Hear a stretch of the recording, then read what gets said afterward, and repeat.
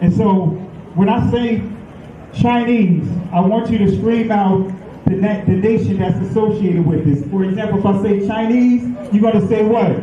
China. All right, let's say it with authority. When I say Chinese, you say what? China. All right, that's just a test right there. So here we go.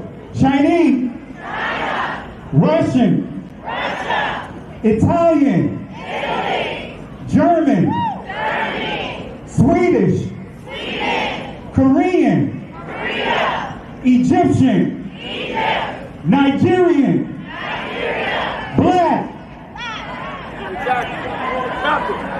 Tell him, Pastor. Tell him, Pastor. Black, nothing. I hope you were able to successfully identify the issue. The lion won't sleep tonight, 'cause we woke now, and we woke now. I said the lion won't sleep tonight, 'cause we woke now, and we woke now. They want us to sell our souls to barter profit, like God's property. It's hard to market, so we steady to aim, keep your eyes on target. 'Cause when you got to drive, yeah, they'd rather you park it. But I don't valet, you ain't getting these keys. I'm keeping closed hands, I'm on bended knee. I'm just a reflection, dealing with 8 sections. Art mixed with life, you can feel the convection. Your lion won't sleep tonight, 'cause we woke now, and we woke now. I said the lion won't sleep tonight, 'cause we woke now, and we woke now. I said The same people that have stripped us of our identity and labeled us as a color have told us what it means to be black. The white man is enacting a story all over the world. We left our homes and flooded the world. We smothered culture. We smothered knowledge. We erased history and rewrote it our way.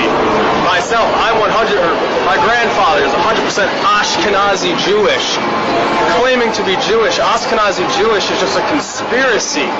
White men claiming to be of tribes of Israel when I'm Germanic. You know, I have no ties to Israel, no ties to Judaism. You know, except loosely written history that's been whitewashed over for centuries. And, you know, from the Renaissance. Oh yeah, right. You wipe everything clean. It's funny how exactly the Renaissance is this rebirth, but it's white rebirth. I think at the same exact time the Renaissance is happening, Columbus is sailing to America and committing genocide. The same people that have stripped us of our identity and labeled us as a color have told us what it means to be black.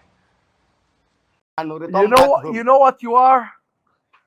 You're an ancient Israelite. Ancient Israel, that's who we are. I'm telling you, that's who we are. So if you give me time, if you give me time, all that he said. No, we don't have. So many years. I know. Look at this. This is pages and pages of notes, and I promise we'll give more teaching. But here is my challenge to you. All right. I'm hearing some of your traditions. It's like the days of the Bible. Yes.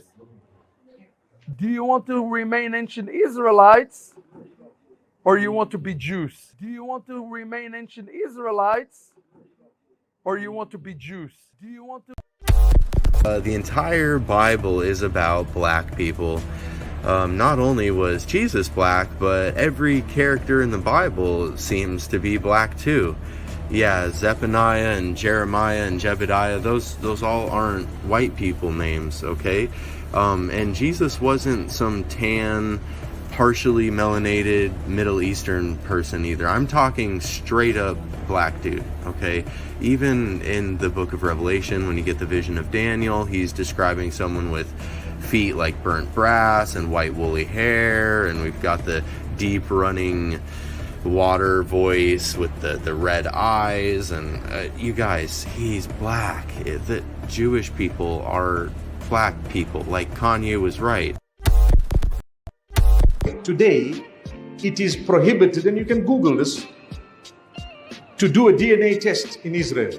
Totally forbidden. Wrong. It's illegal. It's a crime. You'll be jailed if you do a DNA test in Israel. Why? Because they know the truth will come out. You come from Poland, you come from Ukraine, you came from Europe, you came from everywhere else. And they were the original Middle Eastern Jews who lived together with the Muslims and the Christians for centuries. For centuries. So what happened to a lot of the Jews?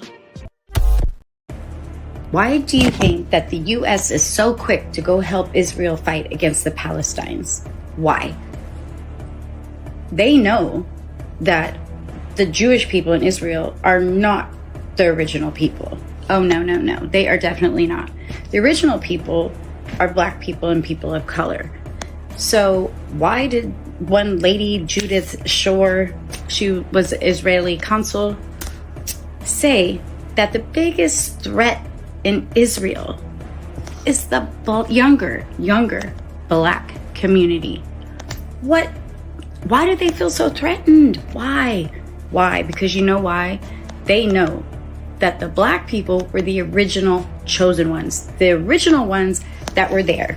The people over there now, they took over all that land, just like they're trying to take over all of Palestine. They have taken so much land from Palestine also, but watch what this lady says about the black community being Israel's biggest problem. The black community being Israel's biggest problem. The black community. The major problem of Israel is with the young generation of the black community.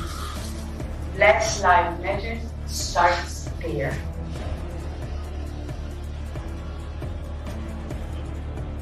I had last week sit-down dinner in my house with certain people which are considered the leadership of the black community.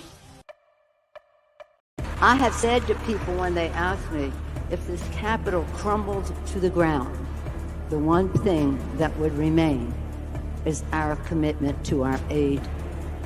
And I don't even call it aid, our cooperation with Israel.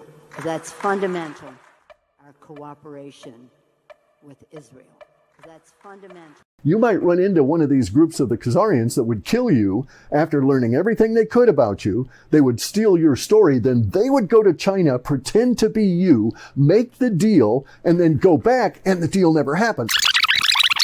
You might run into one of these groups of the Khazarians that would kill you after learning everything they could about you. They would steal your story, then they would go to China, pretend to be you, make the deal, and then go back, and the deal never happened.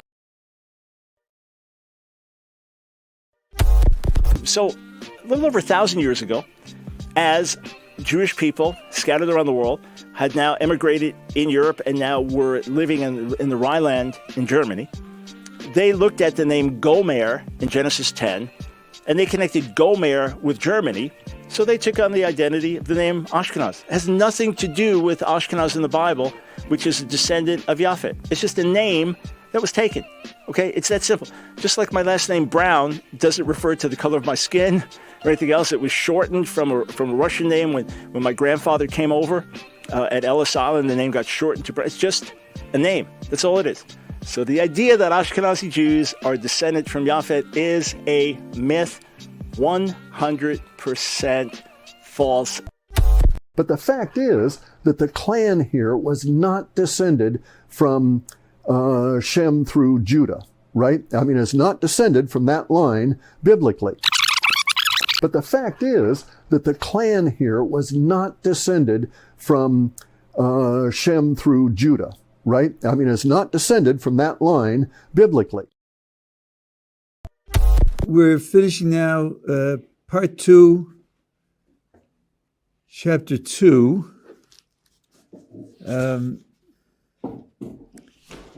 And what we've said so far is that people have free will and their actions are, some are good and some are evil. And by the way, the Rambam writes explicitly that everyone has some good actions and some bad actions. Everyone. Everyone. And he takes it for granted that there'll be a variety.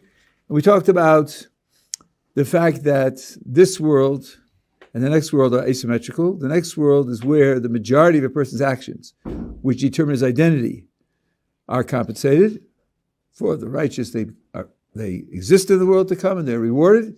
And for those whose major complexion is black are excluded from the world to come. Now I can't figure it out. If y'all are the chosen ones, shouldn't y'all be obeying better than me? I mean, I even try to keep the fourth commandment. Try to keep the Sabbath day holy. I've spent many of hours trying to figure out which is the right Sabbath day, 'cause we know that old Catholic Church, something a little fishy about them, don't we? With that white Jesus. I mean, here's a white guy telling you black people that your Messiah is not a long-haired white European guy. Your Messiah is Hebrew, my darker-skinned brothers and sisters. When are you guys going to wake up and become kings and queens? Hi, shalom, shalom from Israel. This is Ola, the daughter of Jethro. And I just heard that you black people that was stolen from Africa to America, that you don't know who you are, but you are the children of Yahweh, the children of Israel.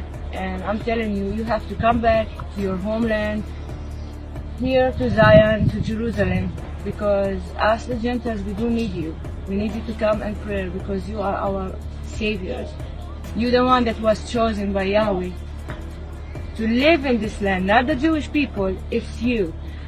You were stolen from Africa, they deceived you, they told you that you are slaves, but you actually the children of Israel. And it's time just to come back. Come for your people, come back for us, come back for the whole Gentiles, because only you. I was told welcome home because I'm Jewish. Every single person who's Jewish that steps off the plane, especially for their first time in Israel, is told welcome home. Let's just sit with that for a second. This right here, this is my actual ancestry. I am 88% Ashkenazi Jewish, and none of my ancestors are from the Middle East.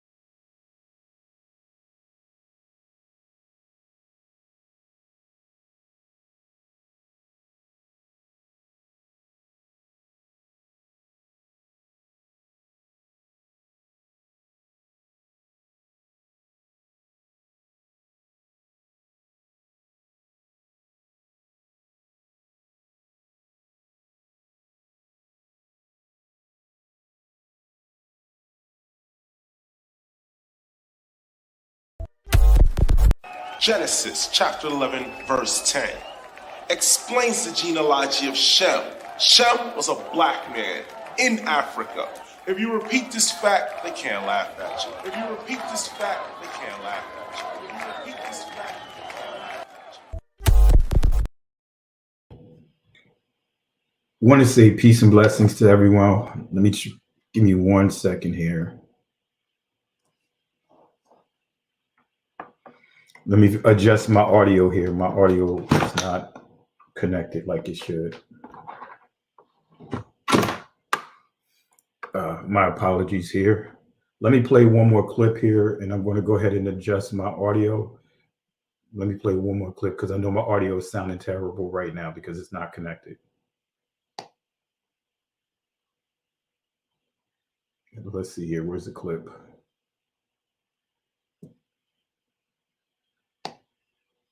I thought I had a clip. Here we go. Assalamu alaikum. In the 13th tribe, Arthur Koestler traces the origin of Eastern Europe's Jewish population that was largely decimated by the Nazi onslaught during the Second World War. Through extensive research, he discusses the history of a trading empire that was set up by a tribe known as the Khazars. The Khazar Empire was located between the expanding power blocks of Christianity and Islam, and the people were converted to Judaism by their king as a way of standing apart from both. The Khazarians and their wealth were dispersed through the countries of Eastern Europe after the collapse of the Khazar Empire.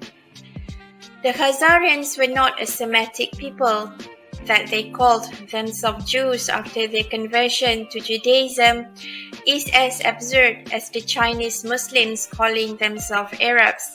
Is as absurd as the Chinese Muslims calling themselves Arabs. Is as absurd as the Chinese Muslims calling themselves Arabs. All right. Now, if my audio sounds better, type 1. I realized that my audio wasn't configured like it should have been, wasn't connected, so I had to adjust and get my mic set. So if my audio sounds good, type 1 inside the comment section. If it sounds clear, type 1 inside the comment section. And if not, type 2 and I will adjust it. Now, I want to give a heads up if some of the audio on some of the clips that I had playing in the beginning, if some of them were muted out, it's not to my doing.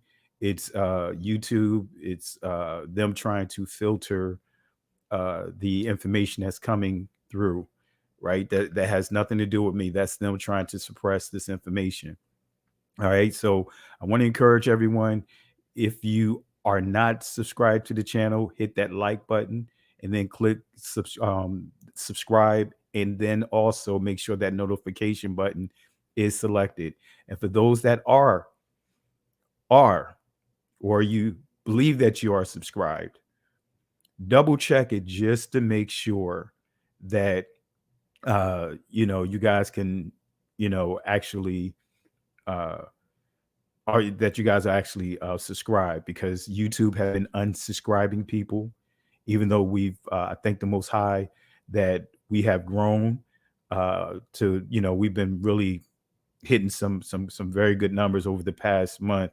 The goal towards the end of last year, because it didn't look like we were going to get any traction because of what YouTube was doing. So I thought we would just hit 45,000 subscribers. Well, here it is. We done hit 60,000 subscribers, right? Since then, right? We hit 50,000 before the year ended. And here we are. We're halfway through, February, and we already at 60,000. So there is a possibility that we can hit that 100,000 mark, but we'll see. Anything happen from now until then. So again, I want to say peace and blessings to everyone. And I thank you guys for the love and support, because again, without you guys, I'd just be taking a walk by myself. I would just be talking to myself. So the We Woke Now community, we have grown tremendously. We had to deal with a lot of haters. We had to deal with a lot of slander from those that supposedly be following Yahushai HaMashiach. All right, that is the ancient Hebrew name for that transliterates to Jesus the Christ. So again, we would not be here if it had not been for you guys. Got some great things that I'm working on to make available to you guys. We're gonna have some We Woke Now t-shirts, right? In spite of, regardless of what the media, these Republicans and all these other people that's now trying, even some of the people within our own community, you know what I mean, that have large platforms that are trying to say things about being woke, because I actually caught a video that didn't sit well with me by someone that has a very large channel, very influential in this among our community, and literally said that he's tired of woke black folks, so to speak.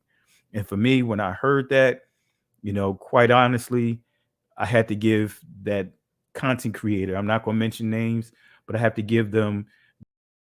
All right. For some of you guys that may not know this, right? Matter of fact, let me flip this microphone around real quick. But for some of you guys that may not know this, Let me flip this real quick. There we go. Let me see if that'll help out. There we go. For some of you guys that may not know this, but woke was a term that was used for our community, meaning that you are aware of the political, the social injustices that our people have been subjected to. But now you have many of our brothers and sisters that call themselves, I'm not even going to get into the labels, terms, but many of our brothers and sisters now, the same group, the same party, right, that are behaving like the Democrats of the racist Democrats, right, of the times of slavery, right? They flipped the switch because now the Democrats, right, they are now more progressive, where early on it was the Republicans, and the Republicans were came from or developed from a group called the Whig Party. But many of our brothers and sisters right now, call themselves subscribing to Donald Trump. Go figure. Go figure. Come on, family. I'm not promoting Joe Biden. I'm not promoting Donald Trump. Same wings on the same bird. Two wings on the same bird.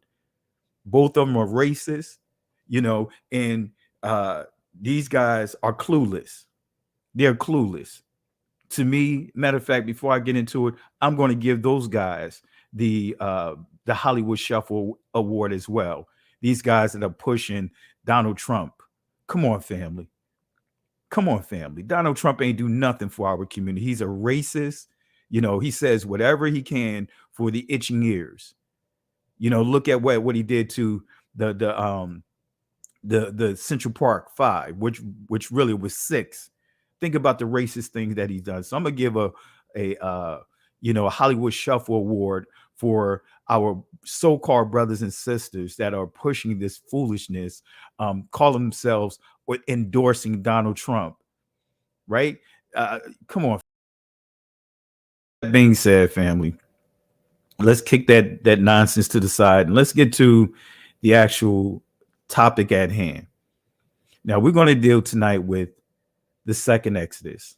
Now, I want to make this clear because I know many of our brothers and sisters can get very sensitive when it comes to this label second Exodus. And I'm going to prove to you, not just the label, but even the doctrine is completely flawed. Right? And I'm going to show you who coined the term second Exodus. I'm going to show you, that the second Exodus, and I want to make this clear. I am not saying that there is not going to be a gathering of Yah's people. There's going to be a global gathering of Yah's people. That's clear, right? But I want to make this clear also that there were several regatherings of Israel.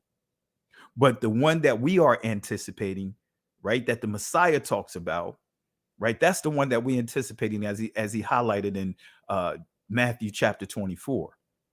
But he's not referring to a second Exodus, because guess what? That whole doctrine is completely flawed. So I want to make it clear. I'm not, I'm not shooting shots at anyone, sneak disses at anyone, even though I see the sneak disses that some with platforms call themselves trying to make comments in the community channel about me, right, without saying my name, but I'm not going to stoop to that level. I'm not going to stoop to that. I don't have to, we don't have to stoop to that level. We don't have to get into the muck. Right. So I want to make this clear. Again, I am not saying that there's not going to be a regathering of Yah's people. But Yah's people went through not just 4 captivities, but if you study the book of Judges, you'll see that Yah's people went to captivity after captivity after captivity. So that means that each time when Most High redeemed his people during each captivity, there was a regathering.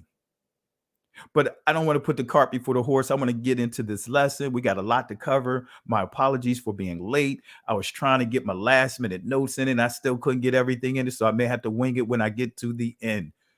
So I want to make this, I want to make it clear. I am not saying that there's not going to be a regathering, but throw that second Exodus, throw that term out, throw the doctrine out, throw that doctrine out. See what happened with that second Exodus doctrine, right? That second Exodus had many of our brothers and sisters trying to connect this so-called second Exodus to Egypt coming, Israel coming out of Egypt, anticipating that everything that happened in Egypt, the way the Most High brought them out, our ancestors out, was going to be the same thing. You know, you heard people, coming up with the 400-year doctrine in terms of believing that the Atlantic Ocean was going to open up and our people going to walk right back to the promised land. Many people were actually believing that we all from around the world, we were going to march right back to the promised land.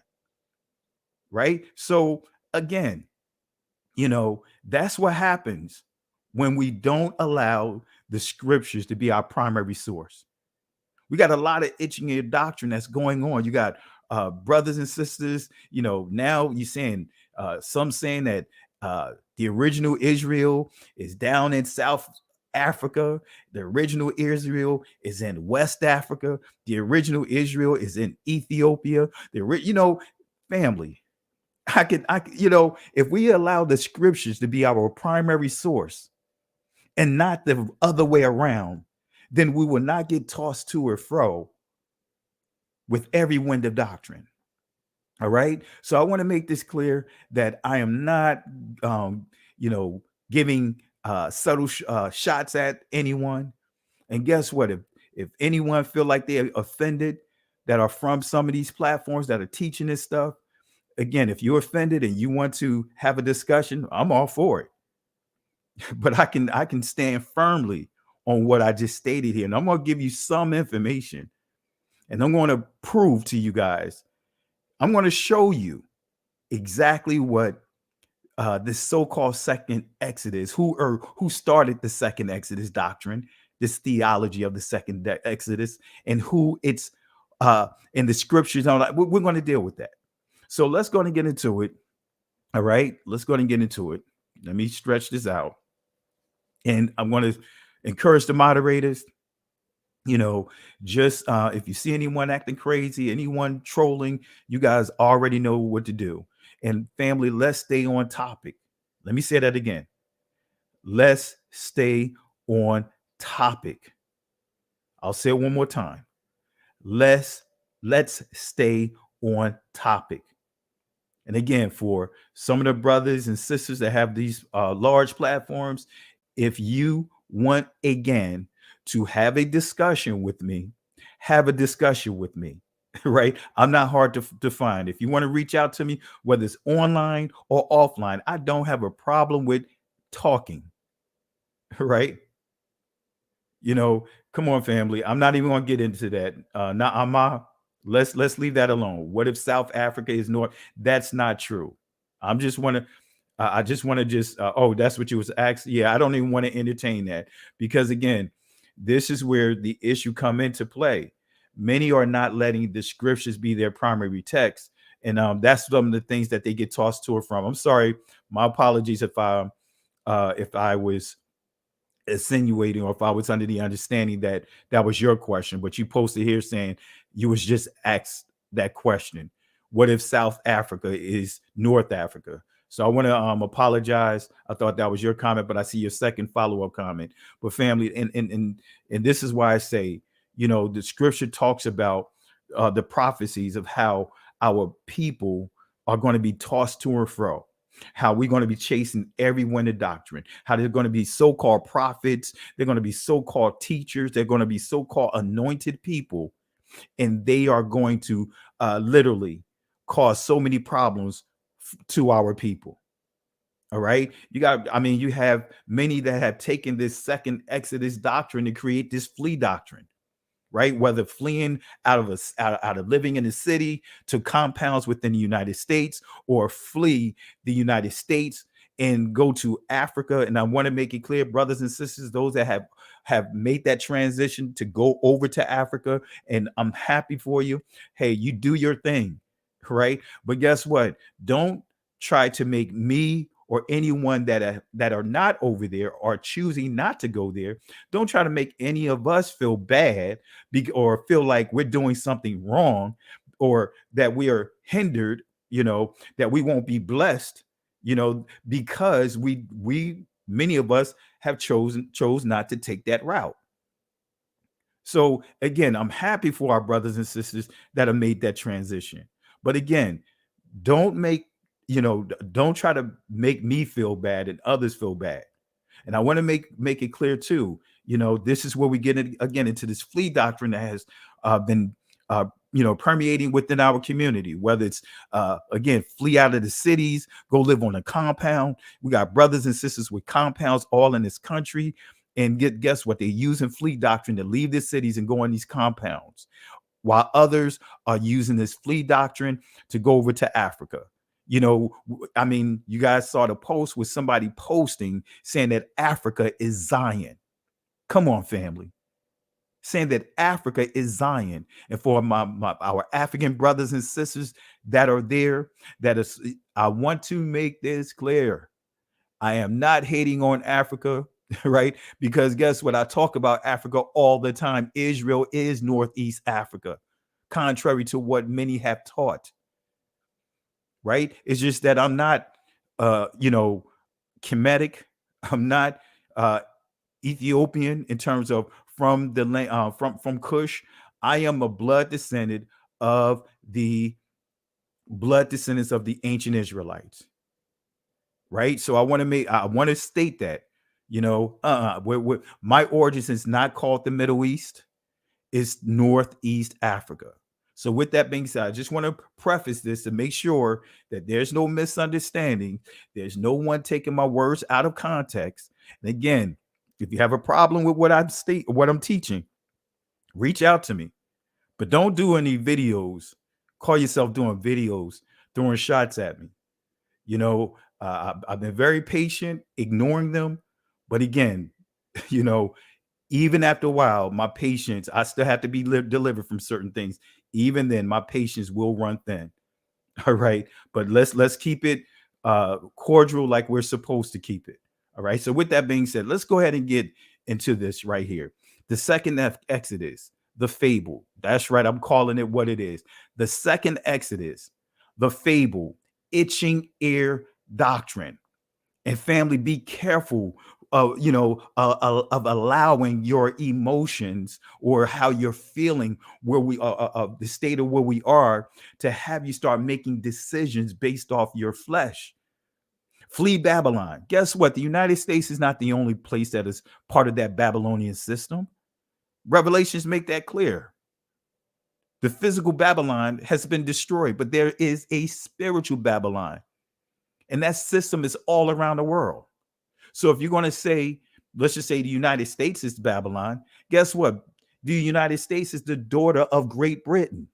So that means that Great Britain is Babylon, right? That means that all the Confederate countries that are in Confederacy with the United States, with Great Britain, with Russia, right? They are all part of that Babylonian system. And yes, you have African countries in the continent of Africa that is part of that Babylonian system, right? We got to keep it real. So when we say this, when we say flee Babylon, right? The Most High is not telling us just to go to a generic place, right? When the Most High told Israel to flee Babylon in Jeremiah, right? He wanted them to go back to Jerusalem, go back to Judah, but they decided to go to Egypt. All right. But anyway, let's get into it. So I want to make sure you guys understand this. This is my argument, and again, we all can get caught up, and all of us have gotten caught up in the doctrines of Christianity and Catholicism. And those doctrines can be hard to break away from. Okay. So let's go and get into it, family. All right. What is the second Exodus? Shana or Shanai Sham Wath, right? What is the second Exodus? What is the second Exodus? Guess what? You see the second book of your Bible, your canonized Bible, it says Exodus. Guess what? That word Exodus, right? That's not an accurate word for Exodus. If you look at the Hebrew, if you have a Hebrew Bible, you'll see Shemot, or in the ancient Hebrew, Sham Wath. The Wath or the Ot, that is the feminine plural. So what does that mean? Wait a minute. So Exodus is an inaccurate term for the name of that book? Absolutely. I'm going to prove it to you. So what is the meaning of the word Exodus? That's what we're going to cover. What is the original name of this book? Well, the original name of this book, when we look at that word Shemot or Shamwath, that's the ancient pronunciation. The Israeli is Shemot. The original name of this book, right? That's the ancient Hebrew Shamwath or Shemot in the Israeli. And that simply means, right, the book of names, right? The names of who? The Israelites. Let me prove this here. Let's go to Exodus chapter 1, starting at verse 1. And a rule of thumb, especially when you get into the first 5 books, which is referred to the law and the prophets, if you want to know the actual true name of that book, start with that first passage, because that's where you're going to find the name. Like Barashayat in the Israeli Bereshit, right? That is the name for that transliterates to Genesis, right? So that's a whole nother discussion, that in itself. But then when we get to Exodus, right, we see right here, this is where the name come from. Now, these are the names Shamwath or Shemot of the children Ban Yah, right, of Israel, Yasharal Al, right, which came into Egypt. Every man and his household came with Jacob. So that's the actual name of this book. Let me say that again. And let me kick this person out. And I'm gonna say this, family, for people that are being disrespectful, like the Zoom play, whatever. Moderators, kick them out. When they're just being flat out disrespectful like this, kick them out. All right, kick them out. All right. So for those that don't agree, I'll say it again. After you listen to the fullness of this video, right, you can have you can reach out to me. We can have a conversation. I don't duck. I don't dodge. We can have a conversation. All right. But again, now these are the names of the children of Israel. Exodus is not an accurate name of the book. If we see Shemot or Shamwath, so the names of the children of Israel, that's the actual name of the book. The name of who? The children of Israel, right? Shamwath, Ban Yah, Yashara'al. Okay, so the Hebrew name or the Hebrew dictionary definition of this word name, let's see what it means. Notice what it says, right? You see Shem, which is the Israeli pronunciation of it, but the ancient Hebrew is Sham. It means mark, memorial of individuality. What is this saying? It's saying that it could be a literal name, right? Or it can be what? The reputation behind the name, right? Where this is where you see honor, authority, character, fame, infamous, renowned, report. And then in the bottom here, you'll see reputation, right? And this is synonymous to the word kabod, right? Which transliterates to glory. All right. So again, that's what the word that when you see that word name, that is a word that's so confusing to many. When you understand what that word name is, then that'll help you read the scriptures even with more accuracy than what many of you guys probably been reading the scriptures thus far. It's a simple word that many are confused by. All right. So the original name of this book, Shamwath of the children of Israel, Ban Yah Yashara'al, right? let me say that again. The original name of this book is The Names of the Children of Israel, right? The names that, again, Shamwath, Ban Yashara'al. That's the original name. It's dealing with Israel. Okay. So, what is the meaning of the word Exodus? What is the meaning of this word? Let's see what this word means. It says here, Greek exodos, in other words, a military expedition, a solemn procession, departure, death, a going out, and it says here from X out, right? Hodos or hodos, excuse me, which is a way, path, road, a ride, journey, march, right? So that's this word Exodus, right? It's as you see here, Old English, and as you see here, it's come from the Latin word, Latin Exodus and Greek Exodos. All right, but this is what that word means.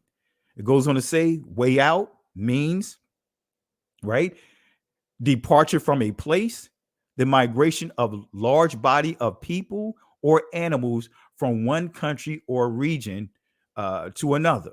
We see here course, progress. Okay. To tread on, go on, to go away, become weak, sit. So let's deal with this word, right? Sa'ah, right? Which means depart. It transliterates to the word depart. Let's see what this word means, and I'm going to give you this within the biblical text. It says here, right? Sa'ah, right? Which means he went quickly, ran. Now, why did I highlight this? Well, let's go to Shamwath, right? Or Shemot, Exodus 12 and 37. Let's see what this word Sa'ah mean. It says, and the children of Israel journeyed. So we see the usage of this word right here, journeyed from Ramses to Succoth, about 600,000 on foot that were men beside children. So here we see when we're dealing with Israel coming out, if they want to use this word Exodus or whatever, or departure, but we see here Sa'ah, why wouldn't the book be named in Hebrew Sa'ah? Come on, family. It's just that simple. Okay. So the children of Israel journeyed, Sa'ah. So what is the so-called second Exodus? That's why I'm calling it a so-called second Exodus. Why? Because that word or that phrase, second Exodus, you will not find it in the scriptures. And then some will say, well, you see the concept.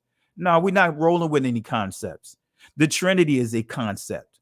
And people would say, hey, even though the word Trinity, triune, or the triple God, even though it's not in the Bible, but the concept is there. No, we could blow that concept away. Why? Because when you understand Elohim, some of you guys would say Elohim, we know that it means magistrate, it means counsel. So guess what? Father Abaya, which he's also referred to Yahweh Elohim, he is what? The head of our council, right? Then when we look at his son, Ban Yah or Ban Elohim, that is Yahweh Shai. Then when we look at the angels, do you know the angels is part of our Elohim or Elohim? Look up the word. Also, do you know that the Israelites, you can look up Psalms 82, you'll see the judges of the Israelites, they were also part of that Elohim. So we have four groups. We have the Most High, his son. Of course, when we say the spirit of Yah, that's still Yah himself. And then we also have the Israelites, and we also have the angels. That's four, right? So how do you shrink that down to three? So the concept, if you really study ancient Hebrew, the concept, the Trinity doctrine is flawed. You can knock that down just with what I mentioned to you guys just now. So let's not allow concepts to have you approach the scriptures incorrectly. All right. Let's stay away from that. And that's what we've been introduced to by the way of Christianity and Catholicism is concept, right? The Eucharist, the Holy Communion. Those are not in the scriptures. Those are concepts, right? What's actually in the scriptures is Christ and his disciples honoring Pasach, right? The Passover once a year. I'm going somewhere with that. So let's be careful. And then what many have done, they start piecing together scriptures. They start piecing together prophecies as if certain prophecies haven't already been fulfilled. All right. So I want to make sure we're clear on that. And again, I want to reiterate this. I am not saying that there's not going to be another gathering. There is going to be an ultimate gathering for Yah's people that scattered to the four corners of this earth. But guess what? Yah's people was regathered several times, more than twice. But let's go and continue here. Okay. So the title Second Exodus is not a biblical term. And the concept, if you want to go with the concept, well, I can tell you if you want to just go with the concept, this already happened. This already occurred, right? Well, wait a minute. What are you saying, Pastor? I'm making it clear. I don't endorse the second Exodus, the term, and I don't endorse the doctrine because the doctrine is heavily flawed. So the title Second Exodus is not a biblical term, right? So what is a better name? I just told you guys, what is a better name? What is, and we want to deal with that. Again, I would rather use the term regathering. Christ never said second Exodus. Christ said that there would be what? A gathering. The angels, after seeing the signs and all this, they're going to dispatch the angels to what? Gather his people. Not a second Exodus, because Israel was regathered several times after captivities. And I want to say this again. I want to put this out to my cousin, Bishop Brown. If you are in the building, let me know. I'll drop the link for you to jump on. I'm not sure if you're in the building. And moderators, if you see Bishop Brown in, let me know and I'll drop the link for him to jump on. All right. So what is the order of the multiple captivities? See, I'm not even going to deal with the captivities in the book of Judges, but let's deal with the captivities, right? The order of the captivities after when we get beyond the book of Judges. All right. So what captivity did the prophets, the key prophets, experience? See, this is all important, family. So let's start with Zechariah, because Zechariah lists four key captivities. Zechariah chapter 1, verse 18. It says here, then lifted I up mine eyes and saw, and behold, four Arabai, horns, Quaran, right? So these horns, Quaran, represents nations. It represents their leaders. It represents the strength of these nations. All right. So we see the prophecy of four horns. So the horns were said to specifically represent the nations that had scattered Israel. Let me say that again.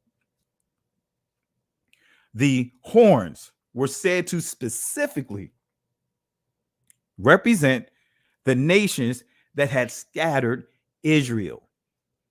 So let's go to Zechariah chapter 19. And I said unto the angel that talked with me, what be these? He answered me, these are the horns, Quaran, which have scattered Zerah, Judah, Israel, and Jerusalem. So when we see Judah, southern kingdom, Israel, northern kingdom, Jerusalem, the heart of Israel, that's where the remnant dwelled. That's where the priests dwelled. That's where the temple was. And Yahweh showed me four, right? Arabai, carpenters, Karash, Yam. So showed them four carpenters. Okay, so the carpenters represents other nations chosen by Yah to be his tool, be a tool, but be his tool of judgment. The Most High used other nations, and that's been the pattern that the Most High has done with the Israelites. He used other nations to bring forth his judgment.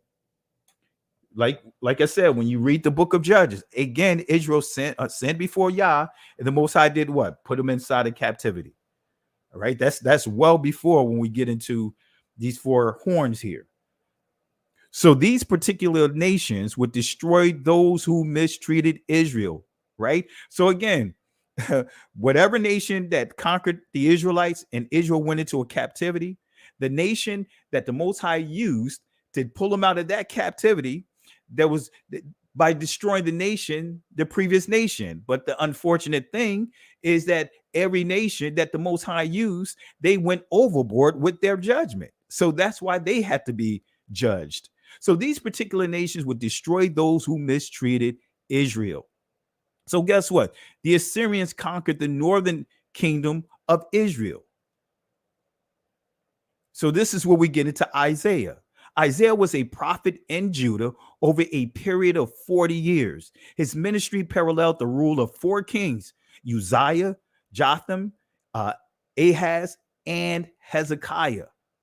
So when you study Isaiah, you know early on his prophecy deals with the Assyrian captivity with the northern kingdom and the threat with Judah, right? The threat on Judah. But then in his latter portion of Isaiah, you'll see that he's dealing with Babylon.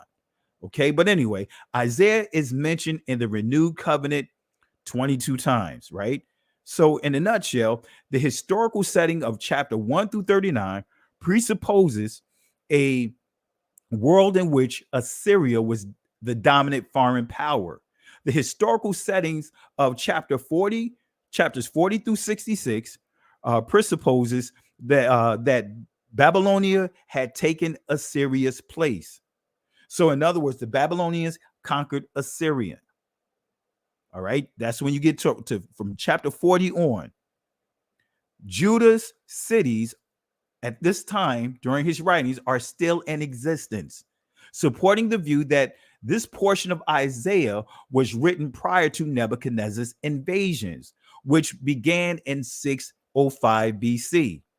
So now when we go to Isaiah 43, and this is key, let's go to Isaiah 43, starting at verse 6. I will say to the north, give up, and to the south, keep not back. Bring my sons from far and my daughters from the ends of the earth. So again, Babylon then conquered Assyria. So you had the Assyrian captivity, but then the Babylonians conquered Assyria, right? And that's what we're going to highlight here, right? Now, when we get to the Babylonian captivity, this is when we deal with Jeremiah. And again, we dealt with Isaiah a little here, and I'm just highlighting some of the prophets. So when you're reading these prophecies, and Jeremiah is one of those books that can be very confusing if you don't thoroughly study and know how to approach the book of Jeremiah, because most of you guys don't know that there was 3 times it's highlighted inside this book of this writing of Jeremiah that there were 3 invasions by the Babylonians, and we'll get to that in shortly. So to interpret Jeremiah's sermons, his messages, his prophecies, one must know of the major movements and trends in the political and economic world of that day. In Judah, right? There was 5 different kings, as I highlighted with Isaiah, how he sat through a number of kings. But in Judah, right? With Jeremiah, right?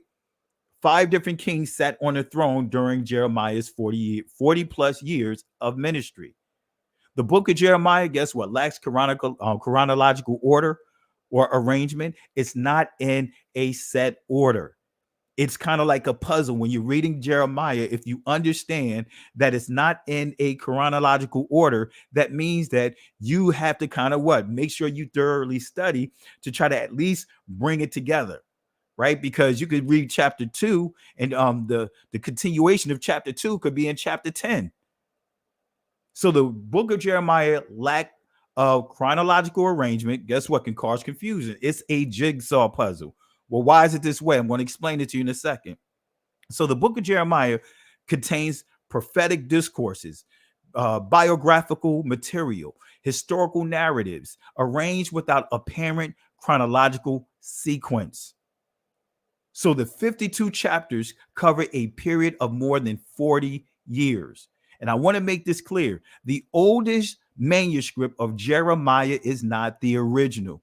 And I'm going to explain to you why you see Jeremiah seemed to be like it was thrown together. Why? Here is the answer. Jeremiah chapter 36, starting at verse 27. Notice what it says here. Then the word of Yahweh came to Jeremiah. After that, the king had burnt the roll, and the words of Baruch wrote at the mouth of Jeremiah, saying, so the king, excuse me, I hit my mic here if you hear a click here, but Baruch was Jeremiah's scroll. I mean, not scroll, but what you call it? I forgot what the term I want to use, but he was the one that actually described. He was a scribe, right? He actually wrote down the words, but it was actually Jeremiah's word. That's why it says, and Baruch wrote at the mouth of Jeremiah, saying, take thee again another roll, write in it all the former words that were in the first roll, which Jehoiakim, the king of Judah, had burned. And we got a lot to do with Jehoiakim as well when we get to that point. So again, this proves that the original book of Jeremiah does not exist. So can you imagine if you wrote something down? I think all of you guys got caught out there with Microsoft Word, right? You type in a document, you put so much into that document, and something happened, your computer reboots, a automatic update kicks in or whatever, and you think that the document auto saved. You come back up, right? You see that, man, you forgot to save your document, but let me see auto save. At least it auto saved. I had a bulk of the document, and only to find out auto save did not work. Now you have to try to put all of that information, put that document together again. Guess what? It's not going to be the same. It'll contain your thoughts, but it will not be the exact same. Some of you guys may be songwriters. You thinking of a song, and all of a sudden the phone ring, right? Now you're trying to remember what song, what the words were, the flow of the song, even the music, because I used to be into the music industry, but you guys, I know you guys have been there. So think about the book of Jeremiah, right? The king burnt up the scrolls. He literally burnt the book of Jeremiah up. So then they had to write it again. Write it again. All right. So it says here, take thee again another roll and write in it all the former words that were in the first roll, which Jehoiakim, the king of Judah, had burnt. So Jeremiah also answers questions such as what happened to the bones of the ancient Israelites? Because, people ask this question, hey, what happened to the ancient bones of Israel? Guess what? Jeremiah chapter 8, verse 1 tells you. This is where you get into cremation. At that time, Yahweh saith Yahweh, they shall bring out the bones of the kings of Judah, the bones of his princes, the bones of the priests, the bones of the prophets, and the bones of the inhabitants of Jerusalem out of their graves. Verse 2, and they shall spread them before the sun and the moon and all the host of heaven, whom they have loved and whom they have served, and after whom they have walked, and whom they have sought, and whom they have worshiped. They shall not be gathered. So guess what? That is cremation, right? That is cremation. What we just saw here and witnessed, that is cremation. They burnt up the bones. So just go to this verse. If you hear someone from the conscious community saying, hey, you know what? Where's the bodies? Take them to this verse. Because remember, Israel carried the bones of Jacob, not Jacob, but Joseph, out of Egypt. And they were carrying the bones even in the wilderness until they got to the promised land and they buried them. Look it up. Okay. So, nor be buried, they shall be dung upon the face of the earth. That's what it says here. The bones shall be dung. In other words, fertilizer. That's what this passage is saying. All right. So let's go ahead and keep going here. So the Medes and Persians, in turn, they conquered Babylon. So Babylon conquered the Assyrians, right? And the Medes and Persians, in turn, conquered Babylon. Make a note of that. This is important because, again, just this right here, what I'm sharing with you, I can completely debunk this second Exodus.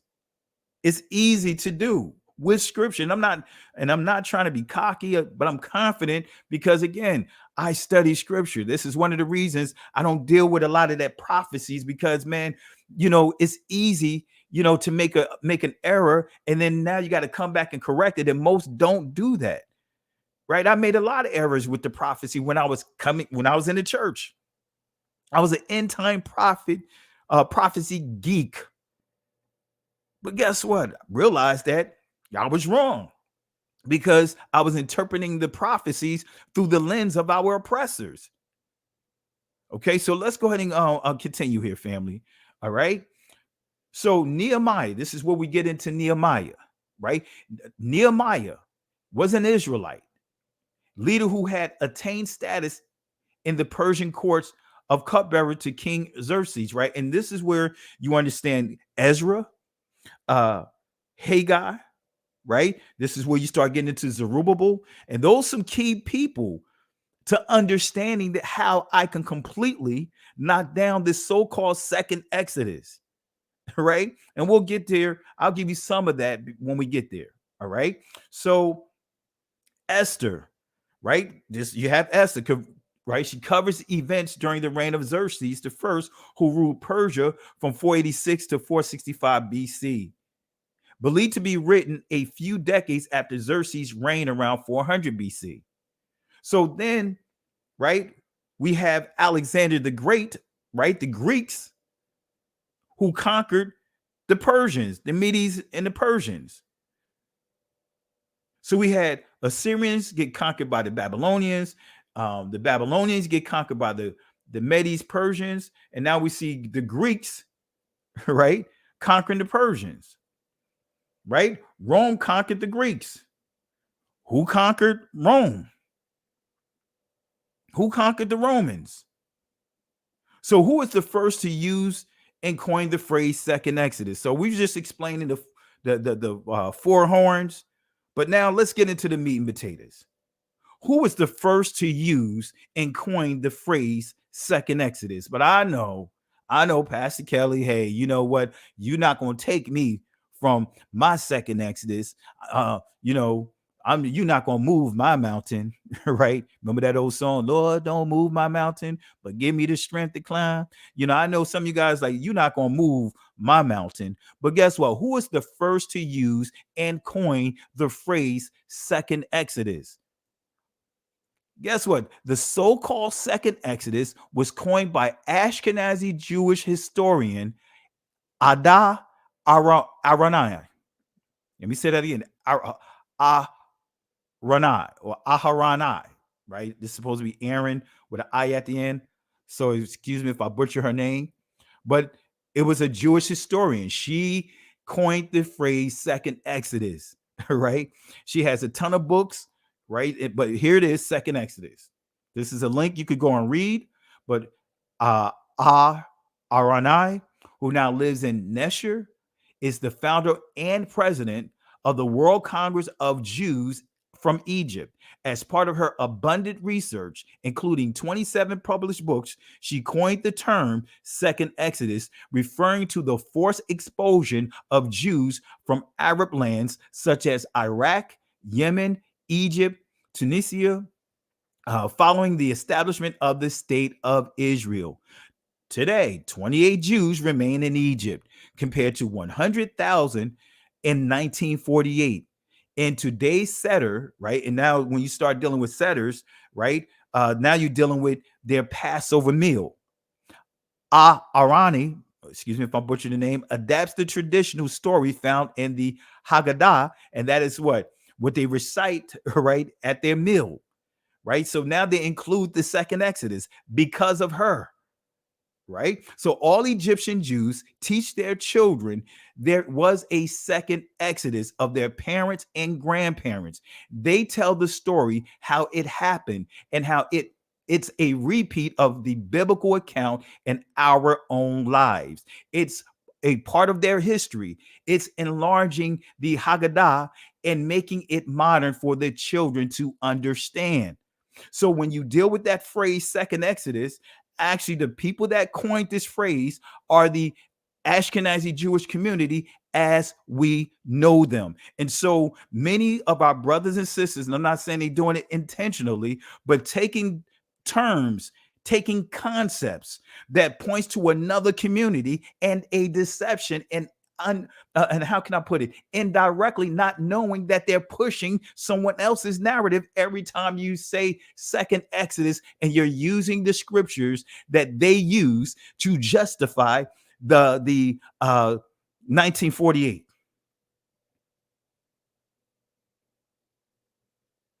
So want to make sure we clear. Well, let me say this again. I can't pronounce your name. Iffy, right? I'll just say Iffy. The second Exodus, and I'm going to say it again, it is not biblical. Now, if we go with that term, second Exodus, if y'all are thinking, okay, second Exodus, then I can just go off that term and prove that it already happened. See, this is where we have to stop with this thing, trying to justify a concept. See, as you can see, family, people don't want to let go of concepts. Well, you could still find a gathering. I'm not saying that there's not gatherings, but leave this second Exodus and this doctrine alone. That's what messed so many of our brothers and sisters up when 2019 came around. 2019 came around, they were packing their bags, they checked out, they stopped living because they were anticipating on the Atlantic Ocean to open up and for them to walk. Now, I believe in the 400-year prophecy, but I made it clear, not in the way that many are teaching. I believe that there was going to be a paradigm shift, which it was when we started dealing with the pandemic that occurred. But I've never taught that we were going to go back to the Israel at that time. So this is why we have to be careful. And I'm going to make it clear. And I'm going to prove to it. Someone say, hey, I don't think that confirms the second Exodus is false. I'm going to say this. Stop using the term second Exodus. That's the point that I'm making. Why are you using the term second Exodus? But I'm going to, just for the sake of discussion, I'm going to further prove that the second Exodus, based off of the scriptures that are used, it already happened. It already occurred. And that's the point. Let's leave the second Exodus alone. Just say gathering, regathering. And I'm going to prove that. Here we go. Let's go to continue. So who was the first to use and coin the phrase second Exodus and the doctrine, right? This is that same person. This is another website here, right? In remembrance, 50 years after the second Exodus, 1948 through 1998. And see, this is what we have to be careful, people, my brothers and sisters in this awakening. Let's stop taking on discussions and talking points of other groups, and we try to make it our own and put a doctrine behind it. No, we're doing the same thing that they're doing. No, the second Exodus, if you want to just go off of that literal term, a second departure, guess what? I'm going to prove to you a second departure already occurred. The Jews of Egypt in modern times were educated and brought up both in the traditions of the symbiotic cultural relations between Jews and Arabs in the Golden Age in the medieval Spain, and on Western and Middle Eastern cultures and values. They possess a rich cross-cultural heritage and abilities, and were able to appreciate the culture and mentality of their Arab neighbors. These factors inherent to their culture heritage in the past and in the present.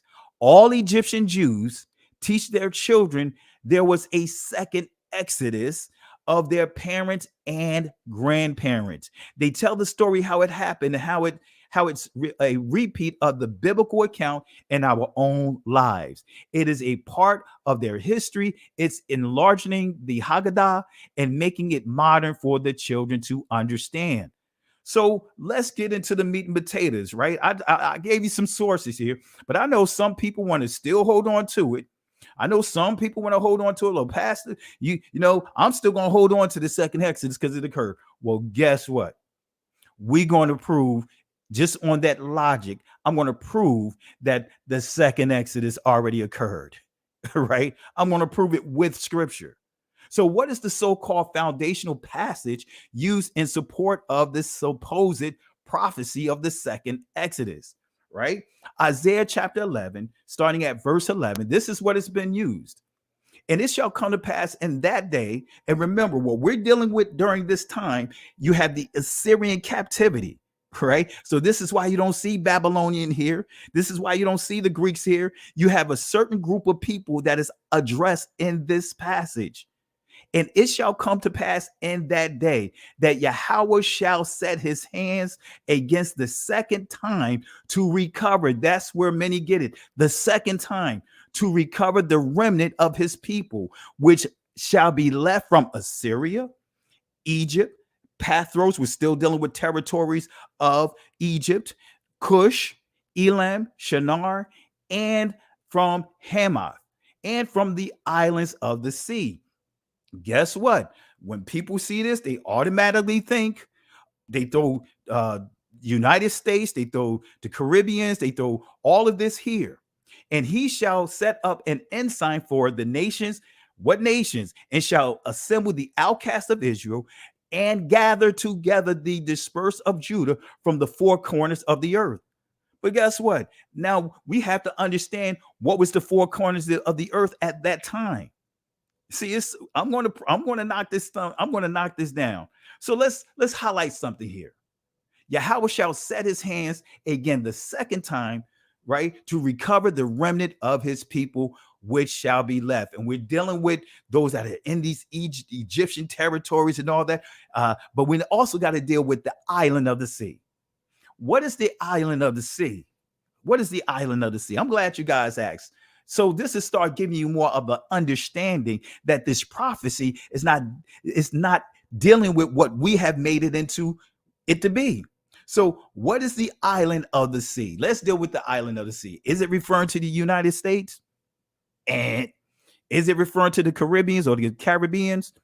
And let's go to the Eastern Bible Dictionary, 1894. Definition of island. I got more sources that I was going to pull up, but I had to shrink it down. So I may have to do a part 2 to this.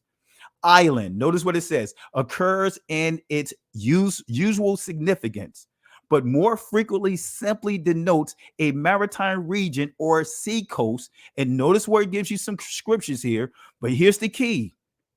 We see here the shores of the Mediterranean are called the island of the sea, but it's also referred to the Isle of the Gentiles. And you'll be able to get a better map of this when you read Genesis chapter 5, dealing with Japheth's descendants. Come on, fam, it's right here. So when you see Isle of the Sea, it's synonymous to the Isle of the Gentiles. Well, come on, let's continue. I'm going to go in, family. I'm going to go in, right? I am going to go in. All right. I am going to go in. So let's go in. And I'm going to say this. No, Lot did not flee to South Africa. Let me say this again. Family, family, I'm putting this person out. Lot did not flee to South Africa. He did not. Show me biblical text. You know, this is when people start trying to, interpolate scripture to support certain narratives. Lot did not flee to South Africa. Come on, let's stop it, family. The scriptures makes it clear where Lot went to. He went to what is now called Jericho at that time. He went to Sodom and Gomorrah, that metropolitan. He didn't go to no South Africa. Come on, family. Let's stop, fam. Let's let the scriptures be our primary source and stop trying to interpolate the scriptures. South Africa? Come on, family. Anyway, Yahweh shall set his hand again the second time to recover the remnant of his people, which shall be left. So what is the second time? What is the second time? Is this referring to the final gathering of the true Israelites? And no. In Donald Trump's verse, wrong, double wrong. That is completely wrong. See, when was this prophecy possibly fulfilled? I'm going to show you, I'm going to give you an argument to show you that what going off the scriptures, we can say that this prophecy was fulfilled, right? And I'm going to explain that to you in a second. Let's deal with the word remnant, right? Sha'ar. Some of you guys remember this from my older teachings, but let's deal with this from those that are new. The root word, sha'ar, right? We're going to deal with sha'ar. All right. So let's see what this word means. It says a remainder or residual surviving portion, right? So when we think of remnant, think of surviving portion. But to really get the fullness of this word, let's go to the primitive root, sha'ar. Let's go here. Let's go to the primitive root. Let's see what sha'ar means. So not only is it the surviving portion, but notice what it says: to swell up, an example, be redundant, left, be left, remain, remnant. But in the entry number 1 in this definition, it says be left over, but the key, it says be left behind. So when we think about the remnant, right? When we think about the remnant, right? And I'm going to say this again, and I see other people still trying to post scriptures. Please don't post scriptures, because I'm going to tell you again, there was no second Exodus as what's being taught today. So I'm gonna make it clear. I'm not here trying to debate, but please don't post that nonsense over here.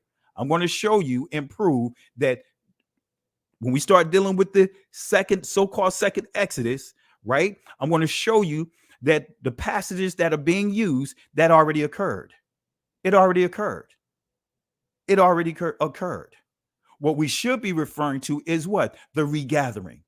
This stick to gathering, regathering. The Most High is going to have the final gathering. Whether you say regathering, final gathering, but this second Exodus, that leads to all what we see, the confusion that we see many of our brothers and sisters in this awakening are experiencing right now. So again, sha'ar, right, simply means left behind, the surviving portion. Guess what, family? We are that remnant. We are that surviving portion. After all what we had to go through as a people with that transatlantic world war, which is part of that set off that great tribulation that we are still part of right now, that I believe that according to when you follow Christ's words, Christ is very precise, and you can tie it in with Revelation, and you can see that we are getting closer and closer, I believe, towards the ending portion of this great tribulation, because it says after the great tribulation, guess what? There's going to be a cry among the Israelites. We're going to see the signs of the return of the Messiah. And I believe we're seeing signs right now. We're seeing things that we never thought that we would witness to see. So, but guess what, family? Each one of you guys that are watching right now, you are the surviving portion. You are the remnant. You are the left behind. And there's nothing wrong with being the left behind, unlike what we were taught in church, right? So the remnant are the left behind, sha'ar. What did the Messiah say about the remnant? What did he say about the left behind? Well, I'm glad you guys asked. Matthew chapter 20, starting at verse 15. Notice what it says here. Is it not lawful for me to do what I will do? For me to do what I will with mine own. Is thine eye evil because I am good? So that last akar yath shall be first akkad, and the first akkad shall be last akar yath, right? For many be called, but what? Few are chosen. So let's see what last means. Let's see what last means, right? Let's see what it means, right? It says the last or end, but notice what it says here: remnant, reward. Remnant, reward. Wait a minute. So Christ is saying the remnant is going to be first. Come on, family. We're that remnant. We're at the bottom of the food chain right now because we're being dumped on by all these different nations. But the Most High said, guess what? We're not going to be last forever. The Most High is going, when judgment come, we are going to be the first. We're going to be put at the front of the line.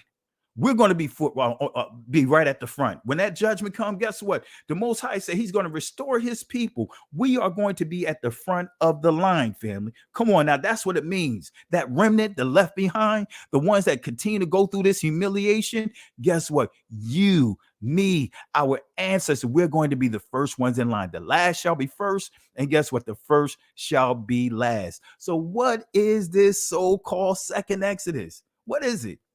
Well, let's go to Isaiah 27. This is another passage that is used. Isaiah 27, starting at verse 12, right?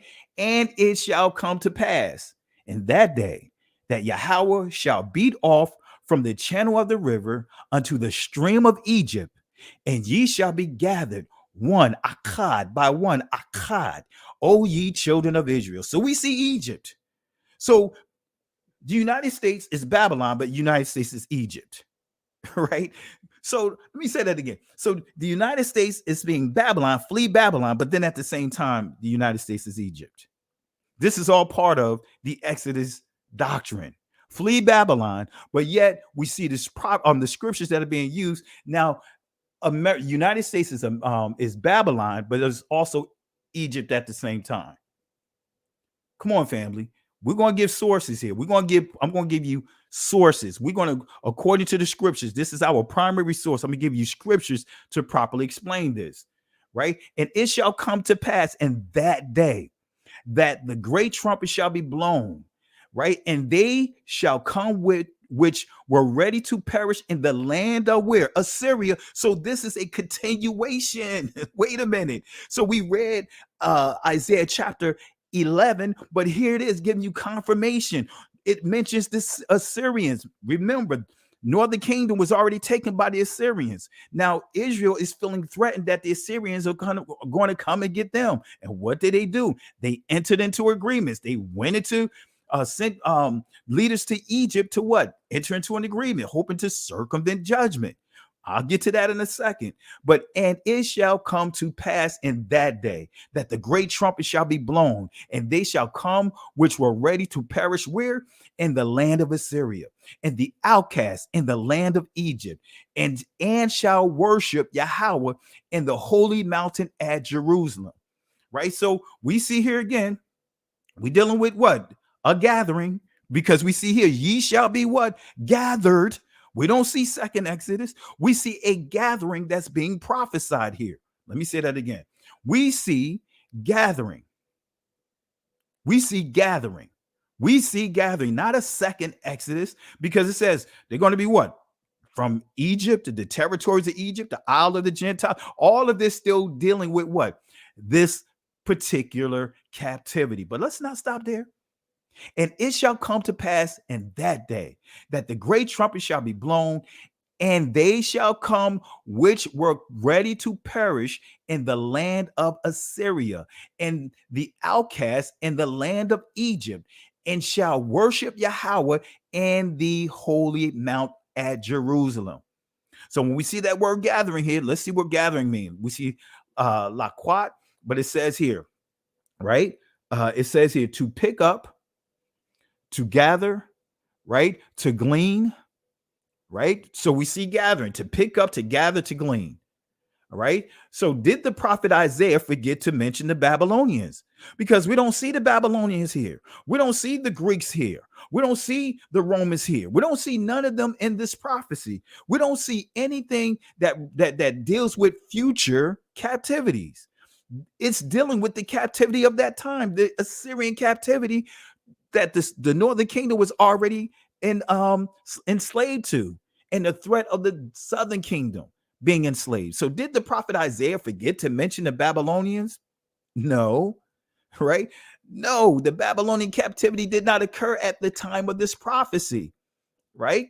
So at the time of this prophecy, Israel, the northern kingdom, was under the authority of the Assyrians, and Judah, the southern kingdom, made actually, I should have just a typo, but they entered agreements with the Egyptians, hoping that the Egyptians, being in alignment with the alliance with the Egyptians, that would circumvent the Assyrian threat, or or nullify the Assyrian threats.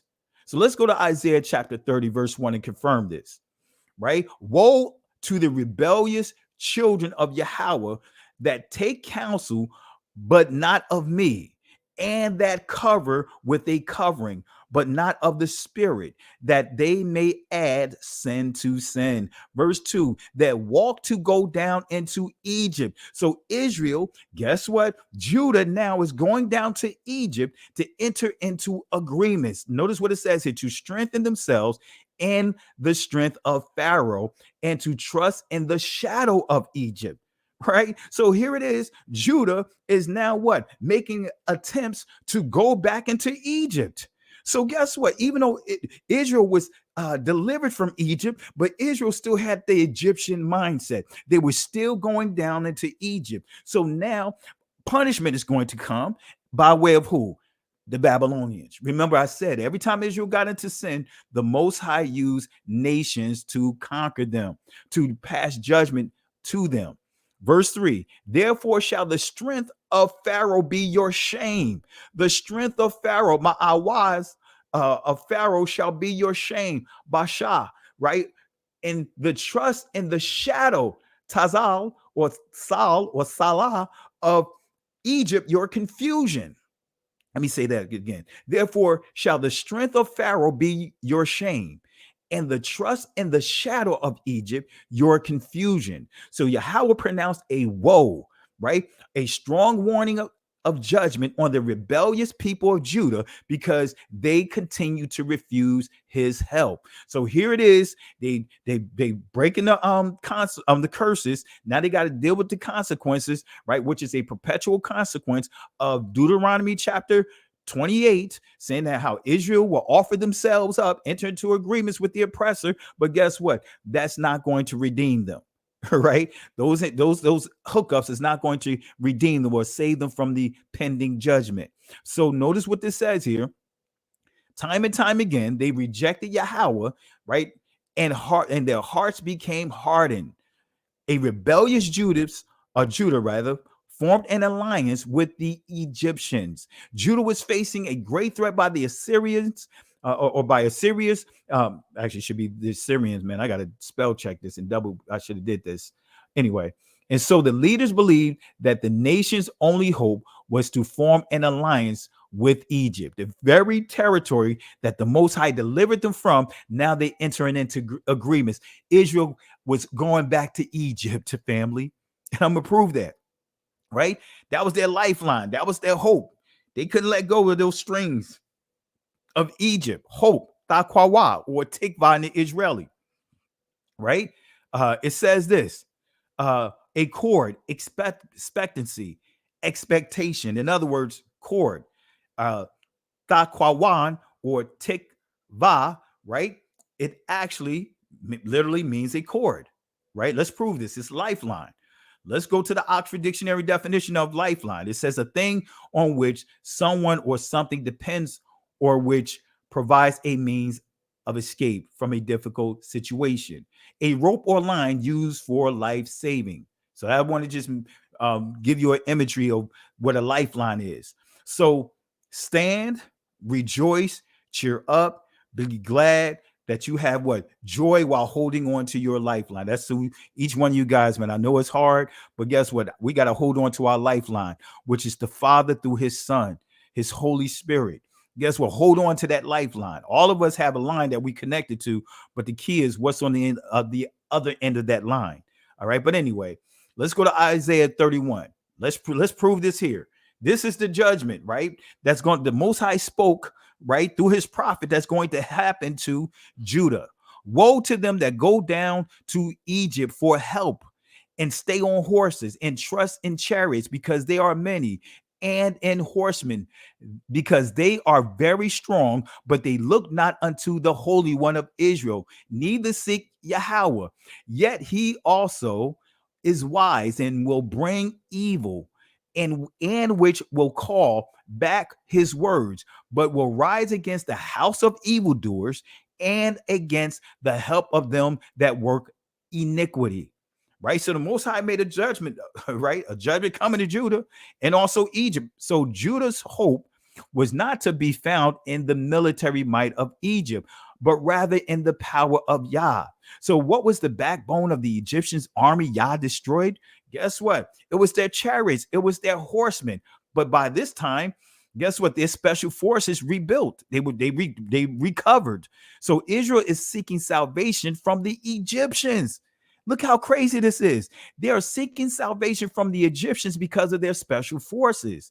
So Israel was seeking salvation by going back to Egypt. Now, when we go to verse 3 of Isaiah 31, notice what it says here. Now the Egyptians are men and not Elohim. Yours going to say God, and their horses flesh, and their spirit when in their and not spirits. My apologies. Their horses flesh and not spirit. When Yahweh shall stretch out his hand, both he that helpeth shall fall, and he that hopeth shall fall down, and they shall fail together. So guess what? Judah is going to fall. Guess what? And the Egyptians is going to fall. Anyone that helped and assisted Israel and going back to Egypt, all of them going to be dealing with a judgment here. So now the Egyptians are men and not Yah, or not gods. They're not deities, right? Israel had to be reminded not to worship and idolize the Egyptians.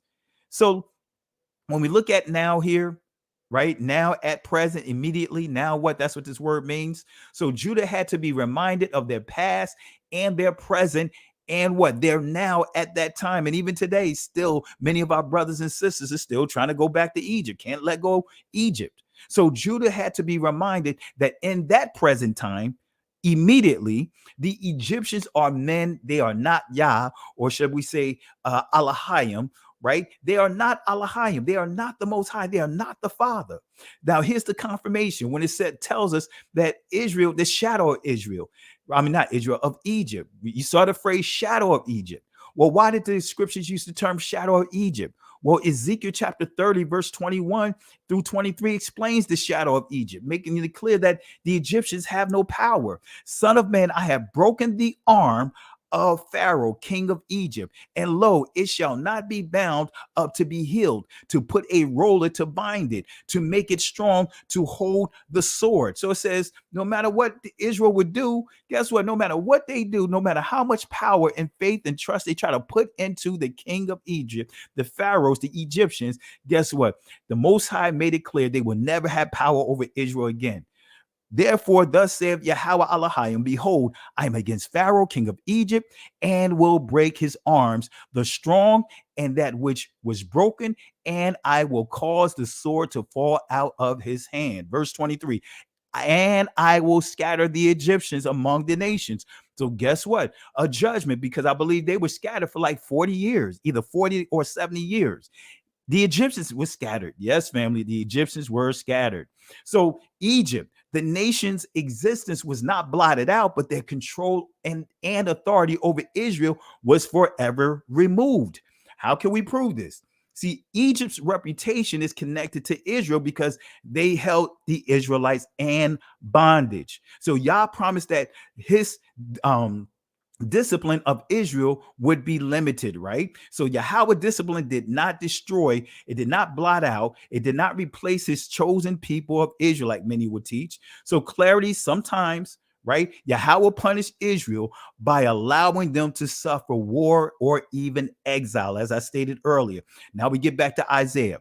The prophet Isaiah warned Israel that if they did not repent, Yahweh would use Assyria as his rod of mine anger. And we see that in Isaiah. Let's go to Isaiah. Let's go here, right? Isaiah 10, right? Verse 5. O Assyrian, the rod of my anger and the staff in their hand is my indignation. I will send him against an hypocritical nation and against the people of my wrath. Will I give him a charge to take the spoil and to take the prey and to tread them down like mere in the streets? So Yahweh used Assyria's extreme desire to dominate all the nations, right? All nations, excuse the typo, as a mean to carry out his judgment upon the northern kingdom of Israel. And because of Israel's rebellion, because of their betrayal, Yahweh was going to allow the Assyrians to conquer the northern kingdom, right? And when we go to 2 Kings chapter 17, we can confirm this starting at chapter 1. In the 12th year of Ahaz, king of Judah, began Hoshea, the son of Elah, to reign in Samaria over Israel 9 years. And he did that which was evil in the sight of Yahweh, but not as the king of Israel that were before him. Notice here, against him came up Shalmaneser, king of Assyria, and Hoshea became his servant and gave him presents. Verse 4. And the king of Assyria found conspiracy in Hosea, for he had sent messengers to king of Egypt.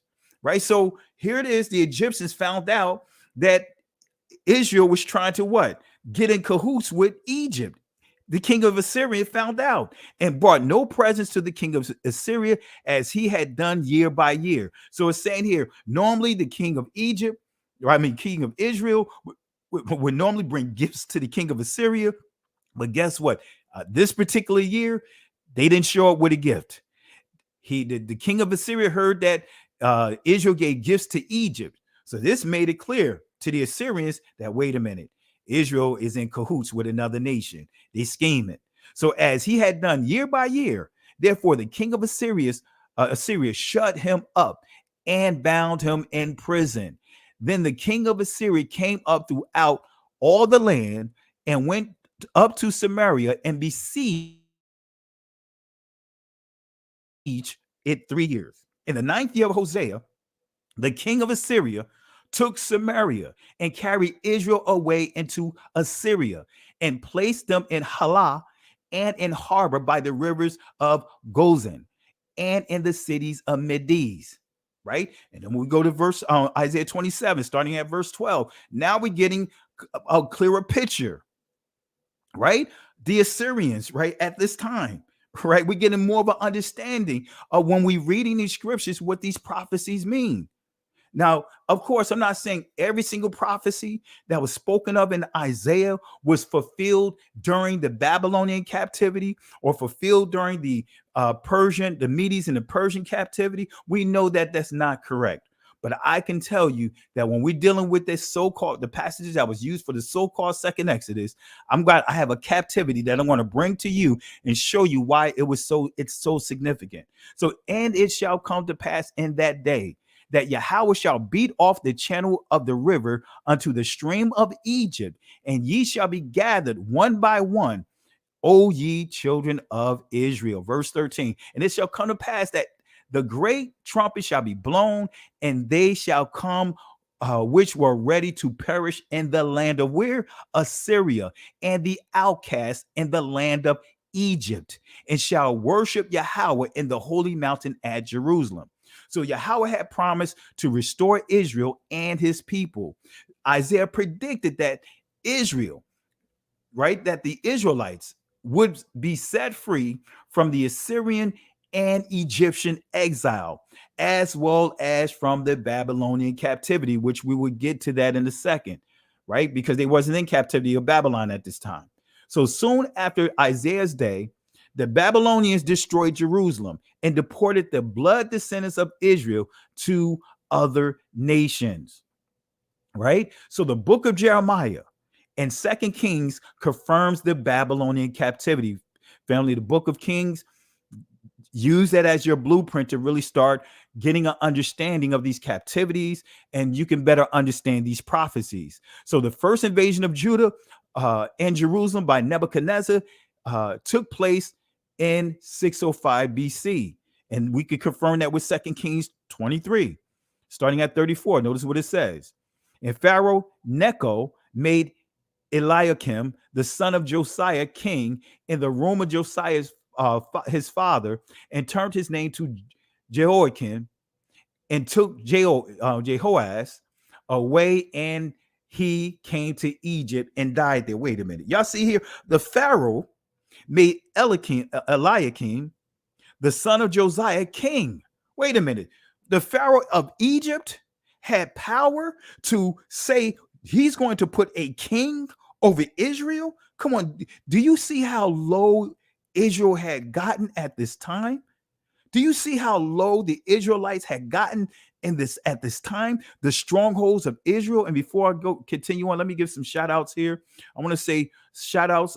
Thank you for the love and support. Some say Jezebel for the super sticker. Really appreciate the love and support.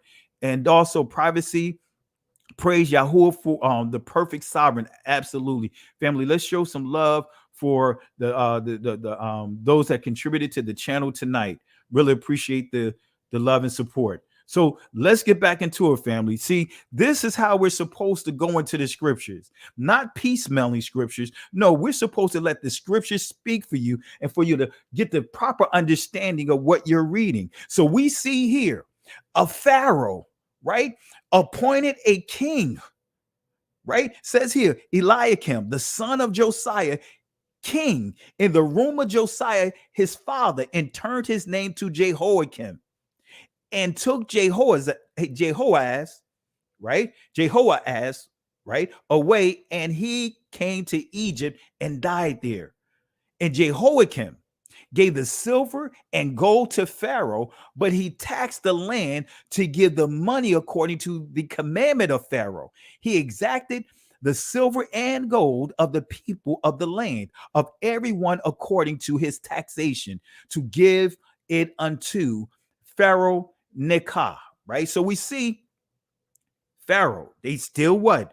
Giving power to the Egyptians. Verse 36, Jehoiakim was 25 years old when he began to reign, and he reigned 11 years in Jerusalem, and his mother was named Zebudah, the daughter of Pedaiah of Ramah. Verse 37, and he did that which was evil in the sight of Yahweh, according to all that his father done. So Jehoiakim was placed on the throne by Egypt. Come on, family. I hope you guys understand where we see that prophecy of Egypt, because Israel had a stronghold with the Egyptians. The Egyptians had the authority to appoint kings. So Jehoiakim was placed on the throne by Egypt and had his name changed by Pharaoh Necho, changed his name from Eliakim. Now we know when we see Eliah, right, we know it's actually Allah, right? Took the Most High's name, Allah Yah, right? Took Yah's name out of here and gave him his own name that he wanted him to have. Right? So by forcing a name change, Pharaoh Necho was indicating Egypt's dominance and a mark of Jehoiakim's subjection. Excuse me. So by forcing a name change, Pharaoh Necho was indicating Egypt's dominance and a mark of Jehoiakim's subjection to him. All right. So Jehoiakim was 25 years old when he became king. He reigned for a term of 11 years under the domination of Egypt. So Jehoiakim lived a wicked life. So instead of following in the way of the righteous steps of his father Josiah, he followed the example of the wicked kings who had ruled before him. Jehoiakim surrendered to Nebuchadnezzar. Judah became a vassal state to Babylon. And this is important. We're going to get here. Nebuchadnezzar allowed Jehoiakim to remain in power as what? The Manchurian candidate, the puppet king. So you see that Jehoiakim was a puppet king because the Pharaoh put him in place. And then when Nebuchadnezzar took over, guess what? They basically he was just a puppet. Nebuchadnezzar pulled all the strings. He was a puppet king, right? So let's go to 2 Kings 24, right? Let's confirm this. Remember, we got to let the scripture speak for itself. In his days, Nebuchadnezzar, king of Babylon, came up, and Jehoiakim became his servant 3 years, then turned and rebelled against him. Now Jehoiakim, who was appointed by the Egyptians, now he called himself trying to rise up against Nebuchadnezzar. Verse 2, and Yahweh sent against him bands of Chaldeans and bands of Syrians and bands of Moabites and bands of children of Ammon, and sent them against Judah to destroy it. See, Israel was such in sin, the Most High allowed this crafty counsel, because you see some of these names in the 83rd book of Psalms. Most High said, you know what? Judah is so wicked, we're going to let this crafty counsel come and destroy Judah, defeat Judah, and sent them against Judah to destroy it, according to the words of Yahweh, which he spake by his servants, the prophets. Surely at the commandment of Yahweh came this upon Judah, to remove them out of his sight for the sins of Manasseh, according to all that he did, right? And also for the innocent blood that he shed, for he filled Jerusalem with innocent blood, which Yahweh would not pardon. So for 3 years, Jehoiakim willingly subjected himself and paid the annual tribute to Nebuchadnezzar, right? So now we're dealing with the first invasion, right? He foolishly rebelled against Egypt. He foolishly rebelled against Nebuchadnezzar because he had launched a surprise attack. Egypt launched a surprise attack against the army of Babylon and defeated them in a major battle. So remember I said Israel, even though the Most High chopped the arms of Pharaoh off, but Israel kept giving the Egyptians power. Israel was addicted to the Egyptians. Sensing that he could now throw off the yoke of Babylon, Jehoiakim turned to the Egyptians to form an alliance. Come on, family. Just what I said. Israel kept having this addiction to the Egyptians. Couldn't let them go. Couldn't let them go. Even in this transitioning over to this Babylonian captivity, Israel could not let Egypt go. And I'm going to give you words of Jeremiah that confirms this. So Nebuchadnezzar, needing to rebuild his army, had to wait some time to put down the uprising. But guess what? Now there's a second invasion, right? The second invasion of Judah. This is all noted in Jeremiah, right? Judah and Jerusalem occurred in 597 BC. Nebuchadnezzar took 10,000 Israelites, mostly skilled workers, to Babylon. Right now, let's go to 2 Kings chapter 24, verse 8, and we're going to confirm this. Right, we let in the scriptures. This is our primary source. Jehoiakim was 18 years old when he began to reign, and he reigned in Jerusalem 3 months. And his mother's name was Nehushta, the daughter of Elnathan of Jerusalem. And he didn't that which was evil in the sight of Yahweh. You see the pattern here. He did what was evil in the sight of Yahweh, according to all that his father had done, right? And at that time, the servants of Nebuchadnezzar, king of Babylon, came up against Jerusalem and besieged the city. This is the second invasion.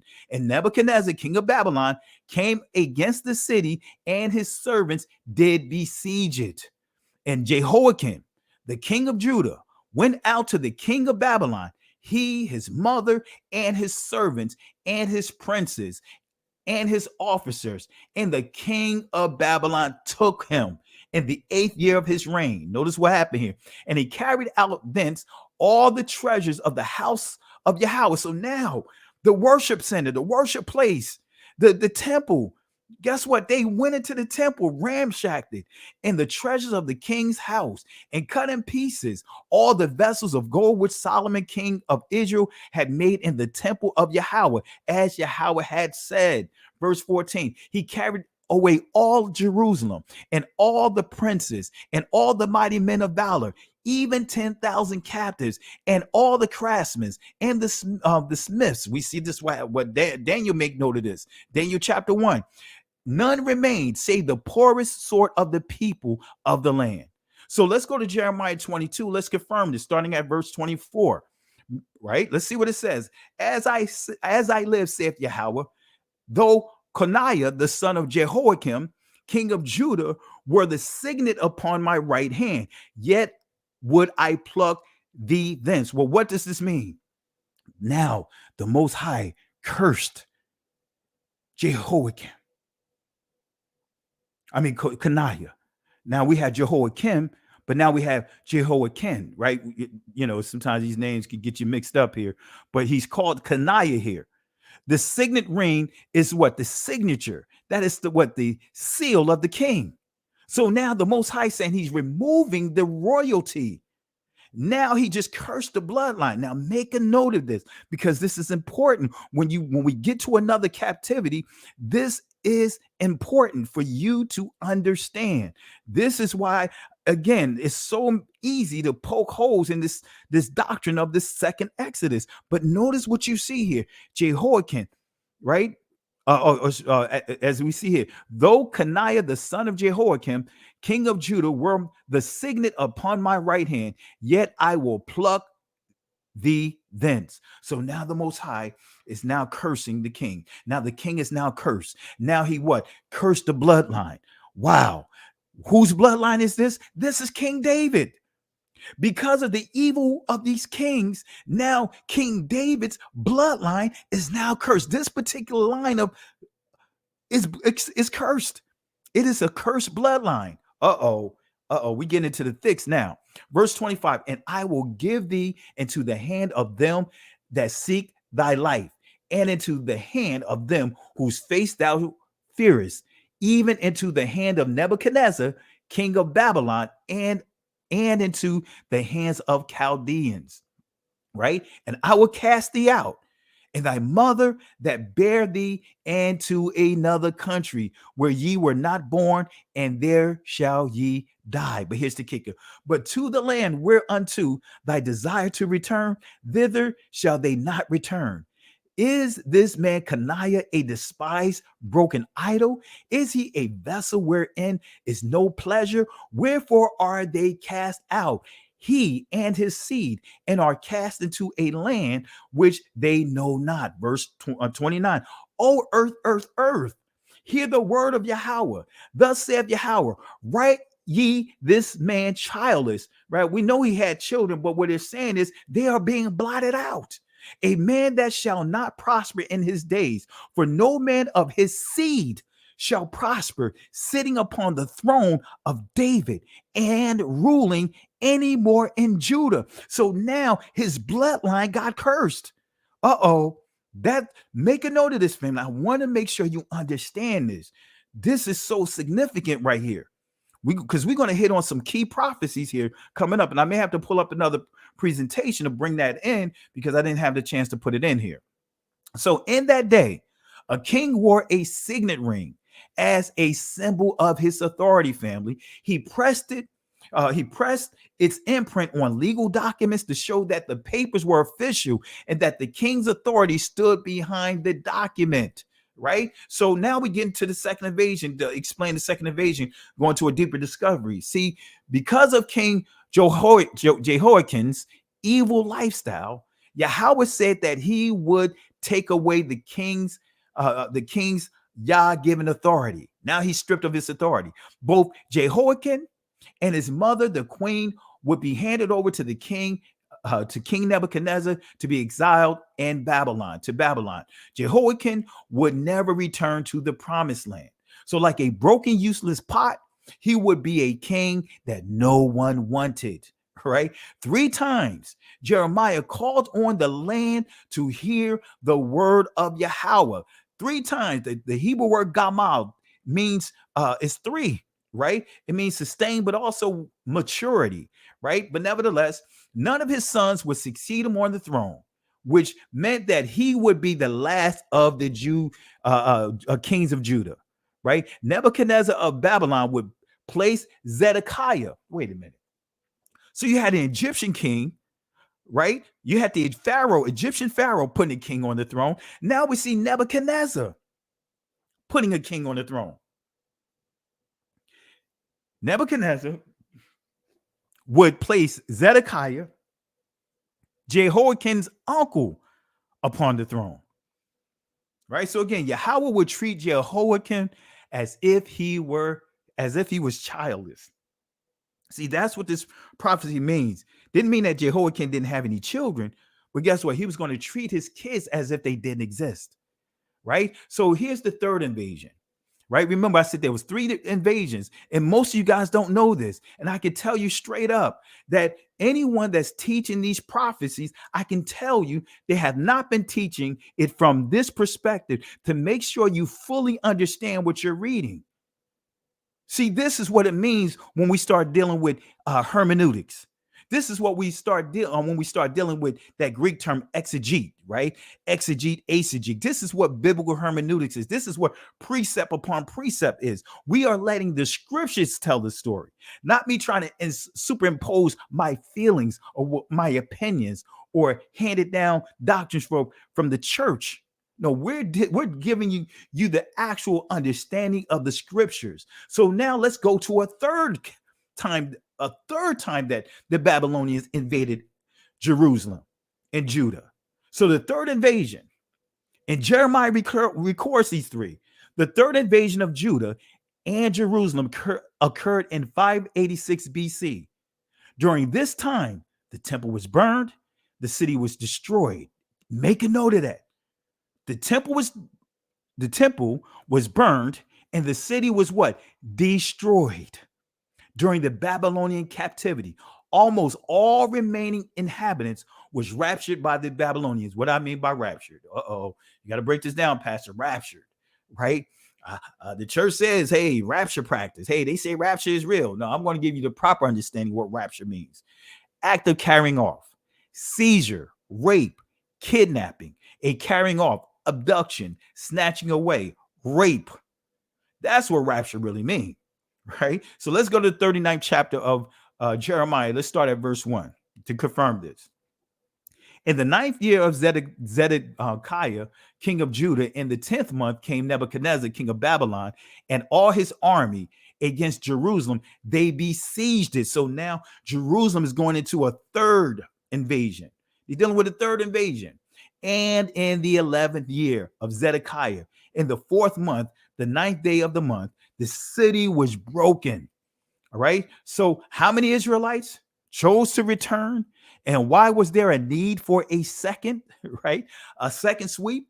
Well, let's go to Isaiah chapter 11, right? We stand in Isaiah. Let's see what Isaiah said, right? You guys saw this again. So now we're going back to the scripture here, right? We see a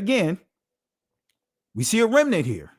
And it shall come to pass in that day that Yahweh shall set his hand against the second time, right? Doing a clean sweep. Those are the remnant that scattered with the Assyrians. Remember, we talked about the Assyrians. We talked about the Egyptians. We talked about these groups that still had authority over Israel. And Israel was what? Scattered among these people, among these nations, right? Which shall be left: Assyria, Egypt, Pathros, Cush, Elam, Shinar, Hamath, from the islands of the sea, right? So let's continue to confirm this here. All right. No, let's go to verse 12. And it shall come to pass that Yahweh shall beat off from the channel of the river up to the stream of Egypt. Ye shall be gathered one by one. So we gave two prophecies. These still, the prophets is still connected to each other. We're still dealing with the remnant, right? That we just highlighted. O ye children of Israel. Let me read that again. And it shall come to pass in that day that Yahweh shall beat off from the channel of the river and shall stream, unto the stream of Egypt. And ye shall be what? Gathered. Not some second Exodus. Ye shall be gathered. Again, Israel went through multiple regatherings every time they got was in captivity. One by one, O ye children of Israel. Right? Reading this again. And it shall come to pass in that day that the great trumpet shall be blown, and they shall come with which were ready to perish in the land of Assyria, the outcasts in the land of Egypt, and shall worship Yahweh in the holy mount.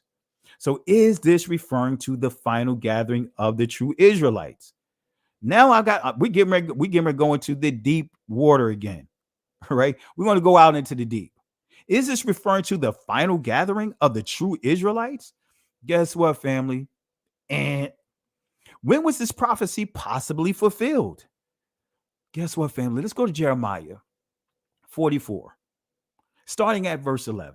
Let's go here, right? Let's go here. Therefore saith Yahweh of hosts, the Elohim of Israel, behold, I will set my face against you for evil, to cut off all of Judah, right?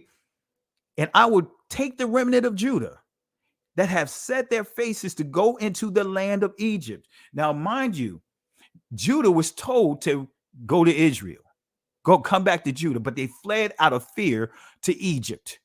So now the Most High is saying a judgment is going to come. Remember, we already proved Israel was addicted to Egypt. They could not stop going into Egypt, right? So, and I will take the remnant of Judah that have set their faces to go into the land of Egypt to sojourn there, and they shall be consumed and fall in the land of Egypt. They shall even be consumed by the sword and by the famine. They shall die from the least even unto the greatest, by the sword, by the famine, and they shall be execration.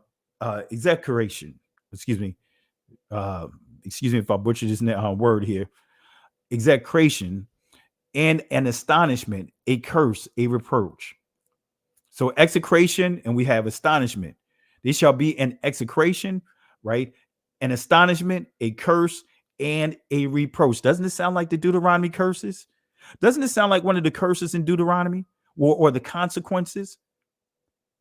Doesn't it sound like one of the perpetual Deuteronomy 28, that Israel will be a byword? So Israel here is saying, because they fled to Egypt, addicted to Egypt, can't let Egypt go, out of all these captivities, kept fleeing back to Egypt, the multiple invasions by the Babylonians, the situation with the Assyrians, they kept fleeing to Egypt. So now the Most High is saying, hey, they're going to be what? A proverb, a byword, right? That is dealing with Deuteronomy 28. That is a perpetual prophecy. Those are the consequences for what? Breaking the law of the curses. So that's why it says, and a curse and a reproach. So again, by the sword, by the famine, they shall be an execration and an astonishment, a curse and a reproach. For I will punish them that dwell where? In the land of Egypt. Come on, family. Come on, family. This is right in front of us. It's right in front of us. And I'm not trying to mock anyone. I'm not trying to belittle anyone. But family, we got to listen to the fullness of the matter. We can't keep trying to force a square into a triangle slot. Read the scriptures and you will see that many of the prophecies that we're pushing were already fulfilled. And I'm going to show you, if many want to hold on to the second Exodus, I'm going to show you where the Most High did a gathering of those that was the remnant of Egypt, the remnant of Judah and Israel, or Jerusalem and Egypt. Let me show you here. So I will punish them that dwell in the land of Egypt, as I have punished Jerusalem, by the sword, by the famine, and by the pestilence. Verse 14. So none of the remnant of Judah, which are gone into the land of Egypt to sojourn there, shall escape or remain, that they should return into the land of Judah, to which they have a desire to return to dwell there. For none shall return, but such as shall escape. Now we're going to make clarity here, because this is what some of people are trying to say. Well, you know what? All Judah was destroyed. No, they'll say, well, hey, they were slain in Egypt. Well, was all the Israelites, all of the southern kingdom, and the remnant of Jerusalem, were they slain? All those that fled to Egypt, was they blotted out? Was they blotted out? No. Why? Let's pull up the scripture here. Let's skip down to verse 27.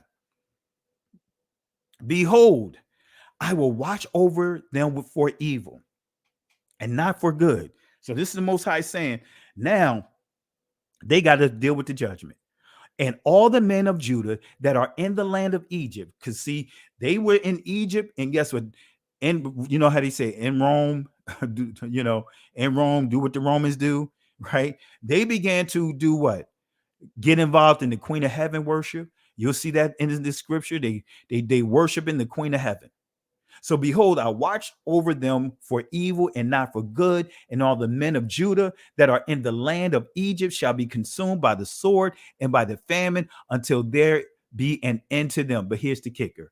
Yet, Wait a minute. See, if the Most High allowed them to completely be blotted out, he would have broke his promise to Abraham.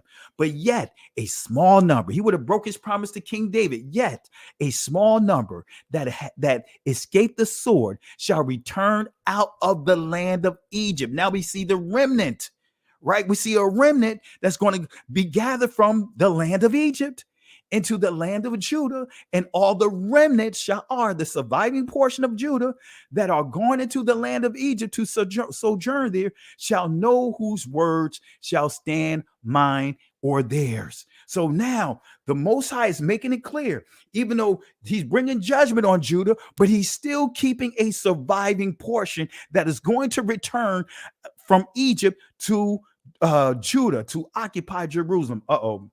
We getting there, family. So, and this shall be a sign, this shall be a sign, sign, proof, evidence, sign, proof, evidence, saith unto you, saith Yahweh, right? Let me read it again. This shall be a sign, proof, evidence unto you, saith Yahweh, that I will punish you in this place, that ye may know that my words shall surely stand against you for evil. So the punishment was for all of Judah, but a remnant escaped and returned to the land of Judah and the land of Jerusalem. So by this time, according to the judgment, the land of Judah and the land of Jerusalem was in ruins. Now we see, now family, we about to knock some more stuff off. We are about to knock some stuff off here. I'm going to give you a little information. I got to piece this together because I wasn't able to put all of this together at the end because it was just taking a lot of time to really put this presentation together. But we're going to make it work, right? So notice this here. By this time, according to judgment, by this time, according to this judgment, the land of Judah and Jerusalem was in ruins. Let's prove it. Let's stay in this chapter. Let's go to verse 1 through 6. Now we're going to see Jerusalem is in ruins. We're going to see Judah, the land of Judah is in ruins. The temple is in ruins, right? So now we gotta really get clarity here, because also the bloodline, David's bloodline is in ruin, right? So the word came to Jeremiah concerning all the of Judah, which dwelt in the land of Egypt, which dwelt at Migdal, and at Tapanes, and at Naph, and in the country of Pathros. Wait a minute. Aren't these some of the things that was highlighted in Isaiah chapter 11? Right? Come on now. Saying, verse 2, thus saith Yahweh of hosts, Elohim of Israel, ye have seen all the evil that I have brought upon Jerusalem. In other words, the Most High allowed other nations, let these evil nations come in, and he used them to pass judgment on Israel, right? So upon all these cities of Judah, and behold, this day they are what? Desolation, and no man what? Dwelleth therein. Now, this knocks down with some of the stuff that I see circulating, trying to say, hey, well, you know what? Where's the animals in Jerusalem? Hey, where's the bears? Where's the lions? We don't see certain plants that are in Jerusalem. What does it say here? This day they are in desolation. I could bring up other scriptures to completely knock down some of this doctrine that's circulating to try to justify South Africa as being the true place where Israel is. We see right here, Jerusalem is a desolate place, right? I can show other scriptures, but it says Jerusalem, says Judah are what? This day they are desolation, and no man dwelleth therein. You go to Jeremiah chapter 14. You see even the livestock, because of the judgment, the famine that was brought on the land, even the livestock, the local animals were dying off. Come on, family, it's too easy. Because of their wickedness, which they have committed to provoke me to anger, and that they went to burn incense. Come on, family. They going down to the flea market. They going down to the bodega. They going to get these incense. They getting it off the corners, right? Next to the Egyptian musk. They getting these incense, right? They went in that they went and to burn incense and to serve other Elohims whom they knew not, neither they, ye, nor your fathers. Verse 4, howbeit I sent unto you all my servants, the prophets, rising early and sending them saying, oh, do not this abominable thing that I hate. Remember, when we studied the Queen of Heaven, man, the women of Israel in Jeremiah chapter 4, they got bad. Even in this script, they broke bad with the prophet. Say, hey, our men don't have a problem with it. We're going to keep doing what we do. They broke bad with the prophet Jeremiah. Verse 5, but they hearken not, nor incline their ears to turn from their wickedness, to burn no incense unto incense unto other Elohims. Verse 6, wherefore my fury and mine anger was poured forth and was kindled in the cities of where? Judah, and in the streets of Jerusalem, and they are wasted and desolate as at this day. Come on, fam. I'm giving you receipts here. I'm giving receipts here. I'm giving you receipts here. Come on, family. There's going to be a regathering. There is going to be a regathering, family. That's why I want to reiterate it. But it's not going to be a second regathering, because a second regathering already occurred. Now, we still got to make sense of this, right? We got to make sense of this, right? So, family, I'm going to have to wing this a little bit. Right? I'm going to go to Nehemiah, right? Because when you understand the Babylonian captivity, right? You know that the Medes Persians, right? The Medes and the Persians conquered the Babylonians, right? We know that the Persians got conquered, right, by the Babylonians. So now we're getting to the timeline of the Persians. So let me see, man. I hope I have some of these verses here.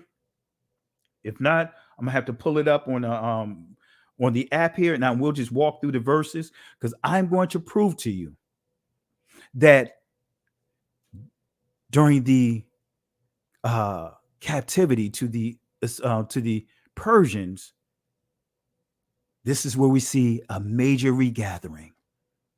This is where we saw the second temple restored.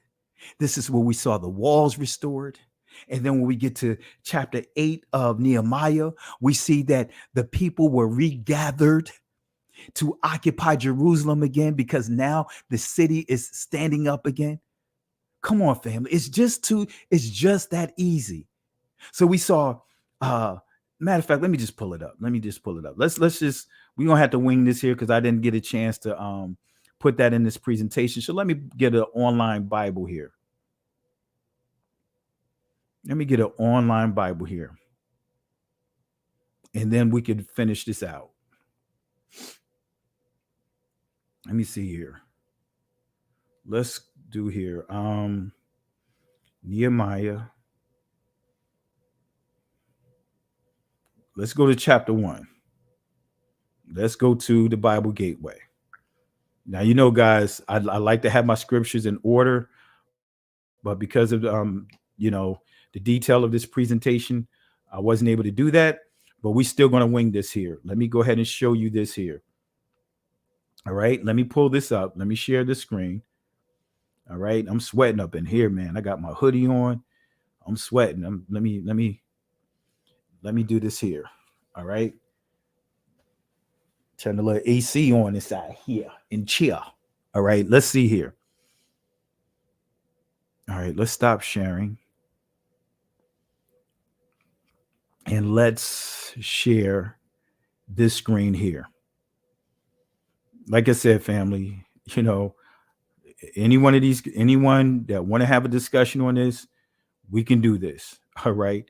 We can do this. We can have a discussion. We can have a peaceful discussion. All right. So now, this is the time of the Medo or the Medes Persian. They conquered the Babylonians. Right now, I want y'all to pay attention to this here. Right, because this tells us that it starts off with Nehemiah finding out the conditions of Judah, of Israel. Now, let's see here. let me see here. I'm going down to scriptures that I want to get to. Right? And I said unto the king, let me zoom this in. And I said unto the king, if it pleases the king, if thy servant have favor in thy sight, that thou wouldest send me unto Judah, unto the city of my father's sepulchres, that I may build it. Right? So let's go up a little bit. And it came to pass in the month of Nisan, in the 20th year of Xerxes, the king, that wine was not before him. And I took up the wine, because he was his cupbearer, and gave it unto the king. Now it had not been before time sad in his presence. So this particular time he's sad. The king see that he's sad. Wherefore the king said unto me, why is that countenance sad, saying thou art not sick? This is nothing else but sorrow of the heart. So they had a close relationship, being his cupbearer, the one that's going to take, lay down his life for him, right? Take one on the chin for the king. So they had a close relationship, and the king can see that something was bothering him, right? He says, then I was very sore afraid and said unto the king, let the king live forever. Why should not my countenance be sad when the city, the place of my father's sepulchres, lieth waste, and the gates thereof are consumed with fire? Now he described to the king the place, the territory, how bad, how it's in ruins. Then the king said unto me, for what doest thou make request? Right? So I prayed to Elohim of Shemayim, right? Elohim of the heavens, right? And I said to the king, if it please the king, if thy servant have found favor in thy sight, that thou wouldest send me unto Judah, unto the city of my father's sepulchres, that I may what? Rebuild it. Family. See, like I said, family, this is very simple. And the governor, the king, notice what it says here. Verse 7. Moreover, I said unto the king, if it pleases the king, let letters be given me to the governors beyond the river, that may convey me over till I come to Judah. All right. So he got provisions to what? Get everything up and going again. All right. So it says here, skipping down here, verse 11. So I came to Jerusalem and was there 3 days. All right. So verse 12, and I rose in the night, and it says, I and some few men with me, neither told I any man that my Elohim had put in my heart to do at Jerusalem, neither was there any beast with me, save the beast that I rode upon. And I went out by night by the gate of the valley, even before the dragon well, and to the dung port, and viewed the walls of Jerusalem, which were what? Broken. As we just read out of Jeremiah 44. Guess what? Jerusalem was in ruins. The gates were compromised, right? The city was trampled over. The temple was compromised as well, right? So we see here, he's saying here, he viewed the walls of Jerusalem, which were broken down, the gates thereof were consumed with fire. Then I went unto the gate of the fountain and into the king's pool, but there was no place for the beast that was under me to pass. All right. So this is giving you the state, right? The understanding of what happened to Judah, the territory of Judah, what happened to the territory of Jerusalem. Notice here, then said I unto them, ye see the distress that we are in, how Jerusalem lieth waste, and the gates thereof are burned with fire. Come, let us build up the wall of what? Jerusalem. Come on, family. Now we see that this is dealing with what? A gathering. This is so important. Why? Because number one, we see that the prophecies being fulfilled. It's time for Jerusalem. For Israel to start what? Fortifying the city. Now in Nehemiah, he focuses on the city aspect. The book of Ezra focuses on the temple as well as Hagar, right? So when you read Ezra, you'll see the temple. But we're going to focus here right now. We're going to highlight the regathering that took place here, right? We're going to deal with the regathering, right? So we see that they're making it clear they had to what? Rebuild Jerusalem, right? And then when we go down to verse 20, it says, then answered I them and said unto them, Elohim of heaven, he will prosper us. Therefore, we his servant will arise and build. But ye have no portion, no right, no memorial in Jerusalem. All right. So now let's skip over. Let's go to, as we see here, we're still dealing with the rebuilding, fortifying the city, right? Using burnt material, burnt bricks, man. I mean, that's how bad the city was. But let's fast forward here, right? This is verse 4 deals with the adversity they had to deal with, right? Rebuilding, refortifying the wall. And this telling you here in verse 18, it says, for the builders, everyone had a sword girded by his side, and so builded, right? He that sounded the trumpet was by me, right? So here it is. They building, family. They restoring, right?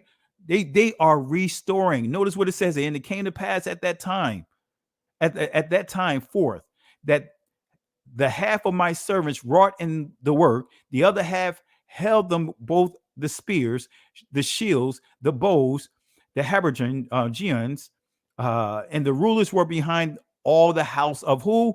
Judah. So we see here, Israel, what? They are rebuilding, they're fortifying the city, they're fortifying Jerusalem. They had to start with Jerusalem. But here it is. So we built the wall, and all the wall was joined together, right? So not only did they focus on rebuilding the wall, but let's go to another key chapter. Let's go to chapter 8. Come on, family. Like I said, this is too easy if you really let the scriptures speak. This is a gathering. This is a regathering of Israel that was where? In Egypt. That was part of that what? The Assyrian captivity, the Babylonian captivity. This is the what? Scattered. Now we're in chapter 8. Peep this out. Right? We see Ezra, right? We see Ezra the priest, right? But notice this here. Notice this here, family. All right. And we're going to wrap this up. I may even drop the link for Sister Carol if she's still in the building and want to jump on. All right. And all the people gathered themselves together as one man into the streets that was before the water gate, and they spake unto Ezra the scribe to bring the book of the law of Moses, which Yahweh had commanded Israel. Notice what it says here. Ezra the priest brought the law before the congregation, both of men and women, and all that can hear with understanding upon the first day of the 7th month. Right? So let's skip down here. Right? So we see a major gathering here. We see a major gathering here. Right? But we're not going to stop here. Let's skip over to 11 because we see a regathering of those that was in Egypt, right? That was addicted to Egypt. That we already dealt with that. But let's fast forward because here we see a lot of mourning that was going on. But let's skip over. They were mourning when they was convicted as the book of the law was being read to them. But let's go here. Now we're dealing with, now it's time for them to start planning on the remnant occupying Jerusalem. They got the city fortified, right? Now it's time for them to occupy. And the rulers of the people dwelt at Jerusalem. The rest of the people also cast lots to bring 1/10 to dwell in Jerusalem, the holy city, the remnant, and 9 parts to dwell in other cities. And the people blessed all the men that willingly offered themselves to dwell at Jerusalem. Now, what is this, family? Is this not a regathering? Come on, family. Is this not a regathering? Is this not a regathering? Can we can consider this to be what? The second Exodus that many are tossing around. Come on, family.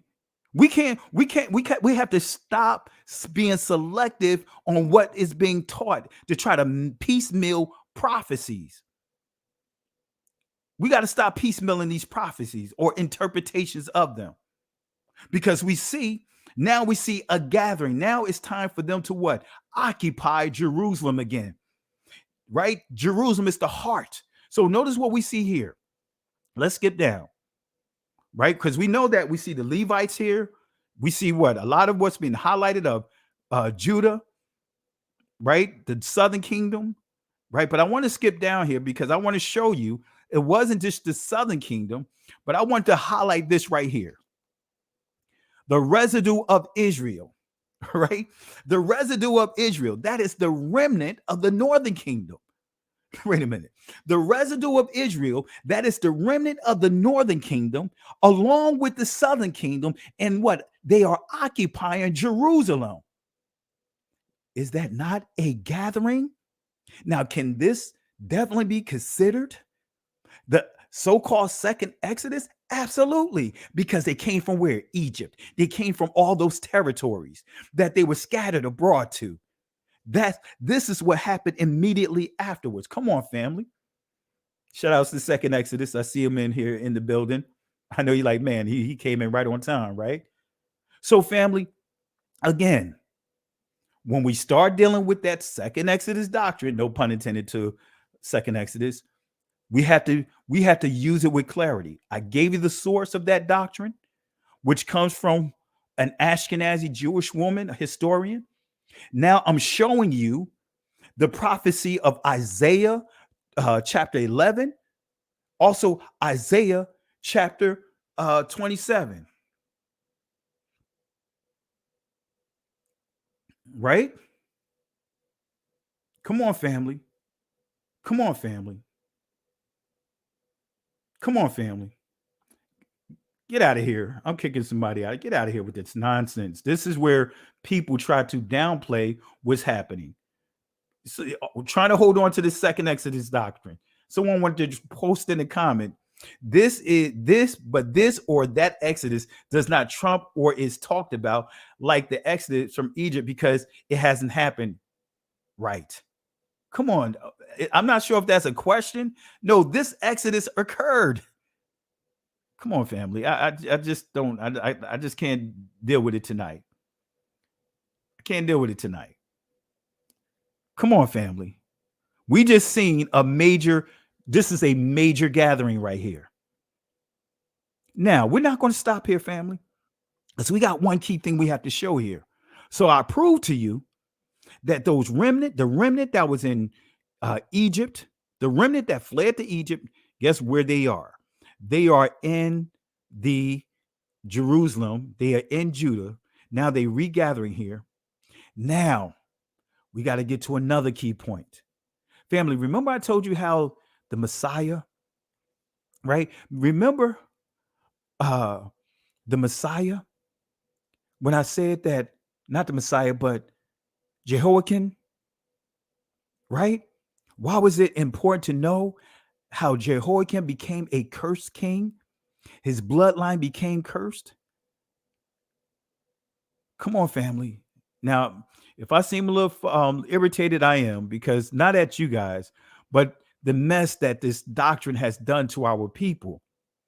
You know, this is how occultic behavior. I'm not going to say cults. I don't like to use that word, but occultic behavior began to rise, right? Because of this, right? Because of taking things like the term second Exodus, right? People would take that and all of a sudden get caught up with poor doctrine. Let me pull up something here. I want to show you why the other portion is important, because we also, during this period, we're going to see the restoration of the bloodline of David. That's why this particular gathering, this particular regathering is so important. Let me see here.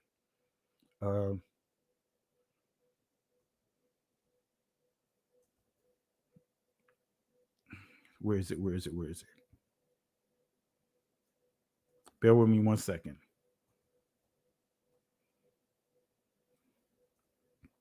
I'm trying to pull up that PowerPoint. I got so many PowerPoints.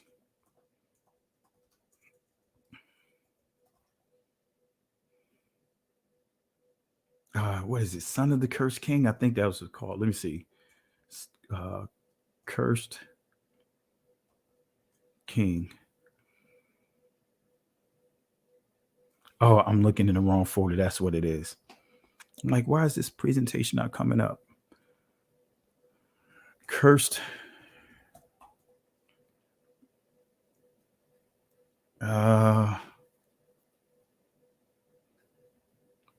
King.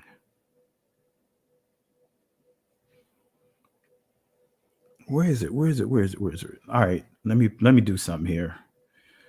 I may have to just pull up the scripture here instead of trying to find a presentation. Maybe it's quicker for me to just pull up the presentation. All right, let me pull it up here.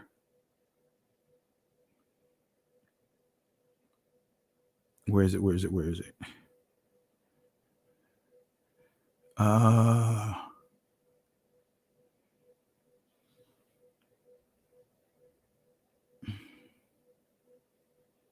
Let me see here. Bear with me 1 second, family. All right. Let's see. Let's go to Haggai.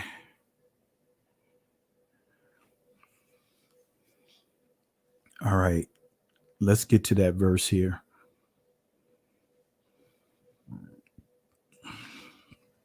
There it is. I got it. So let me see if I can pull up this presentation. All right. That way I can break this down real quick, because this is the part that many miss about this key regathering. That's why I don't like to get caught up with these semantics, man. These semantics could be just as bad, in pushing delusions and pushing certain doctrines. All right. So let's pull this up here. All right. Son of a fallen king. That's it. Let me pull this up. I'm going to share this real quick. All right. Son of a cursed king. Let's highlight this. All right. Now let me share this one. And then we'll wrap it up, because let's see here. Where's my StreamYard? All right, let's stop it right here.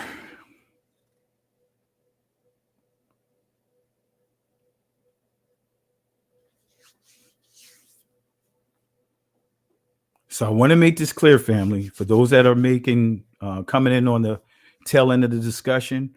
I am not saying that there is not going to be a regathering, right? There's going to be a regathering, but we're not going to say, hold on to that term, second Exodus, right? Because we already see that a second Exodus, so-called second Exodus, already occurred, right? And that is all those that fled to Egypt coming back to Jerusalem, as we highlighted in Nehemiah. So let me stop the screen.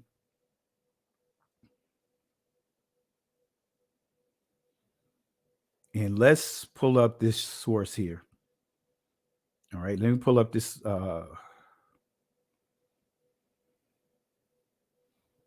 me turn on my little AC thing here, because I can't go into.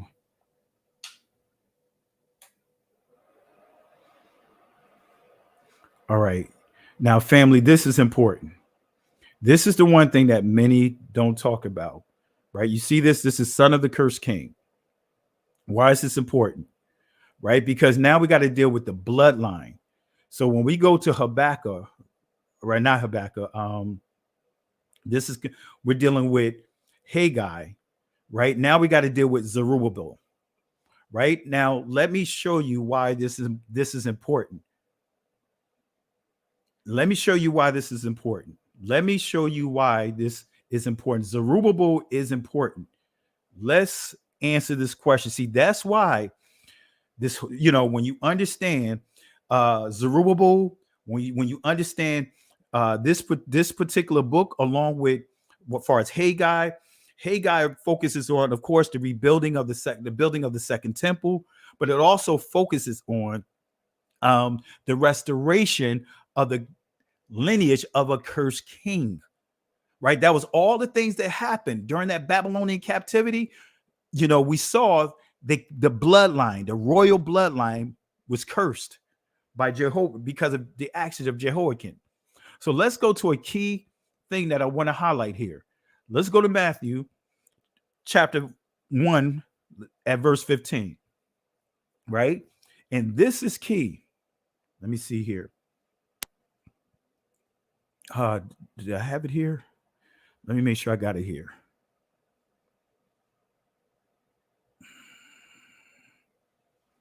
Let's go here. I thought I had it up here. I'm going to skip around a little bit because it's not a long lesson, but I didn't want to go into the details here. All right, let's go here. I thought I had it highlighted, but let's go to Matthew. Let's go back to Matthew. All right, because this is one of the arguments that many like so-called non-Messianic brews this is what they do to try to trip up people that are following Christ. Right? Let's see if I see here. Son of David. All right. You see this name right here. I'm going to zoom in. This is important right here. And Zerubbabel, right? We see Zerubbabel. We see Jeconiah's, right? This is dealing with the cursed king, right? So many would say Christ cannot be the Messiah because he cannot come through a cursed bloodline, right? Let me take a quick break here. Let me show a clip here because I need to run and do something real quick because I am literally, I need to relieve myself here. Let me just go ahead and get something to drink. I'm going to show a quick video and I'll be right back. Let's try this again. All right, let's play this clip right here.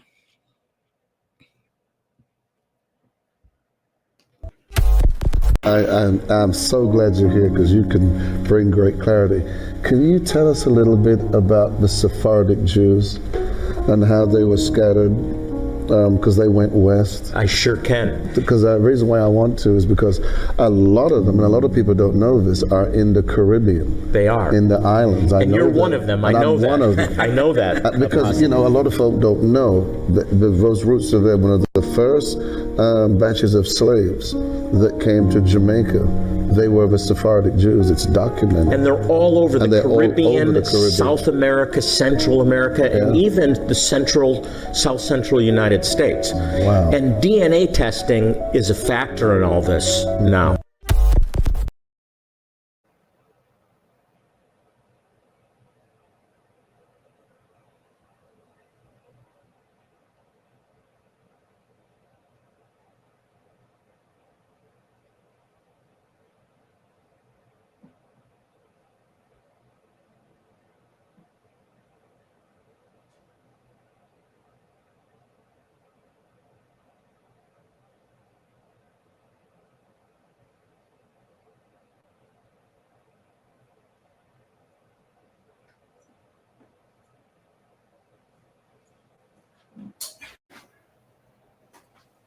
All right, family. Sorry about that. I had to run and get me something to drink because my throat was getting dry. So I had to relieve myself here and go get me some sustenance here.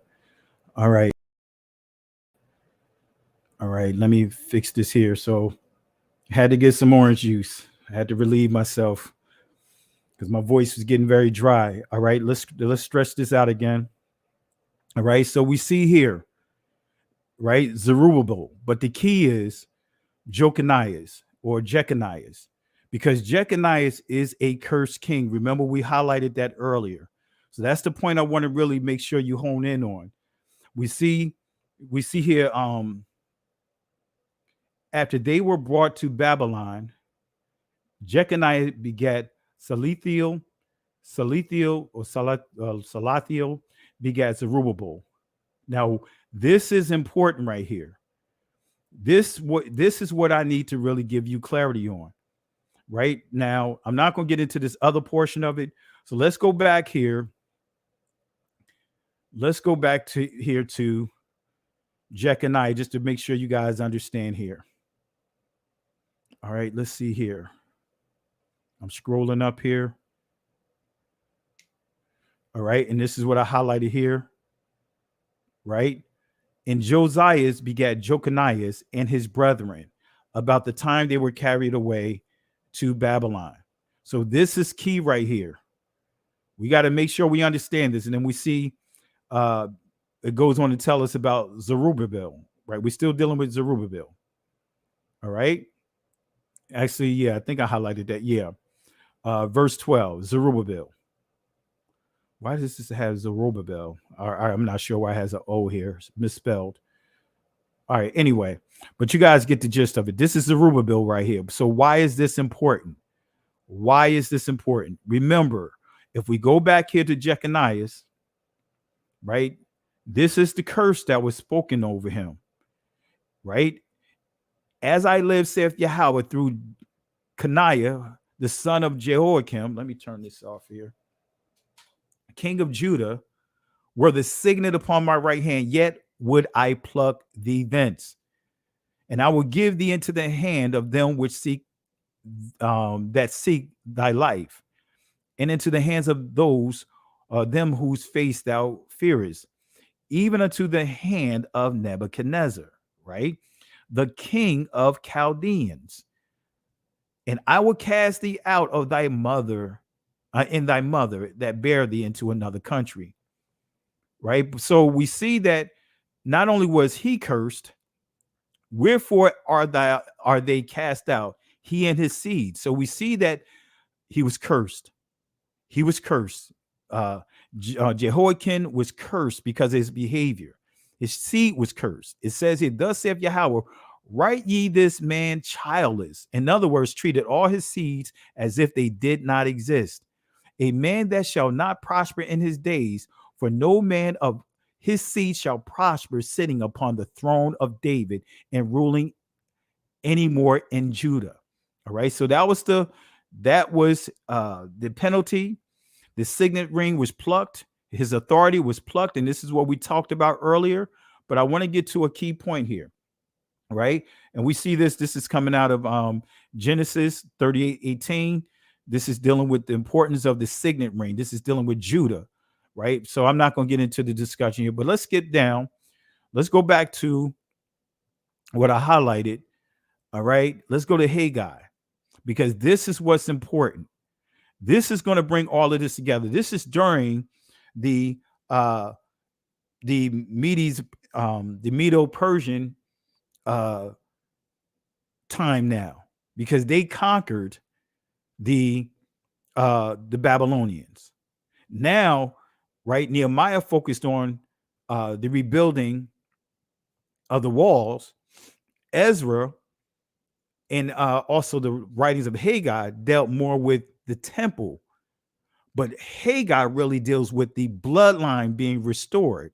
Well, Pastor, you got to prove this to me. You keep saying the bloodline being restored. Let me show you here. And again, the word of Yahweh came unto Haggai in the 4th and 20th day of the month, saying, speak to Zerubbabel, governor of Judah. So now he's a leader over Judah. Now, notice what is said in here. Notice what the prophet Haggai said about Zerubbabel from the Most High. Notice how his bloodline is restored. It says, and I will overthrow the thrones of kingdoms, and I will destroy the strength of the kingdoms of the heathens, and I will overthrow the chariots and those that ride them, and the horses and their riders shall come down, everyone by the sword of his brother. Verse 23, in that day, saith Yahweh of hosts, will I take thee, O Zerubbabel, my servant, the son of Shealtiel, saith Yahweh, and will make thee as a signet, for I have chosen thee, saith Yahweh. See, family, this is the key to the situation, the restoration of Israel, right? This right here is the restoring of the bloodline. All took place during this time. Come on, family. All of this took place during this time. It wasn't just the restoration of the Jerusalem, the holy city of the Most High, not just the restoration of the temple, but because of Zerubbabel's obedience, he was a leader over Judah. But now the Most High said he's restoring the authority to the bloodline.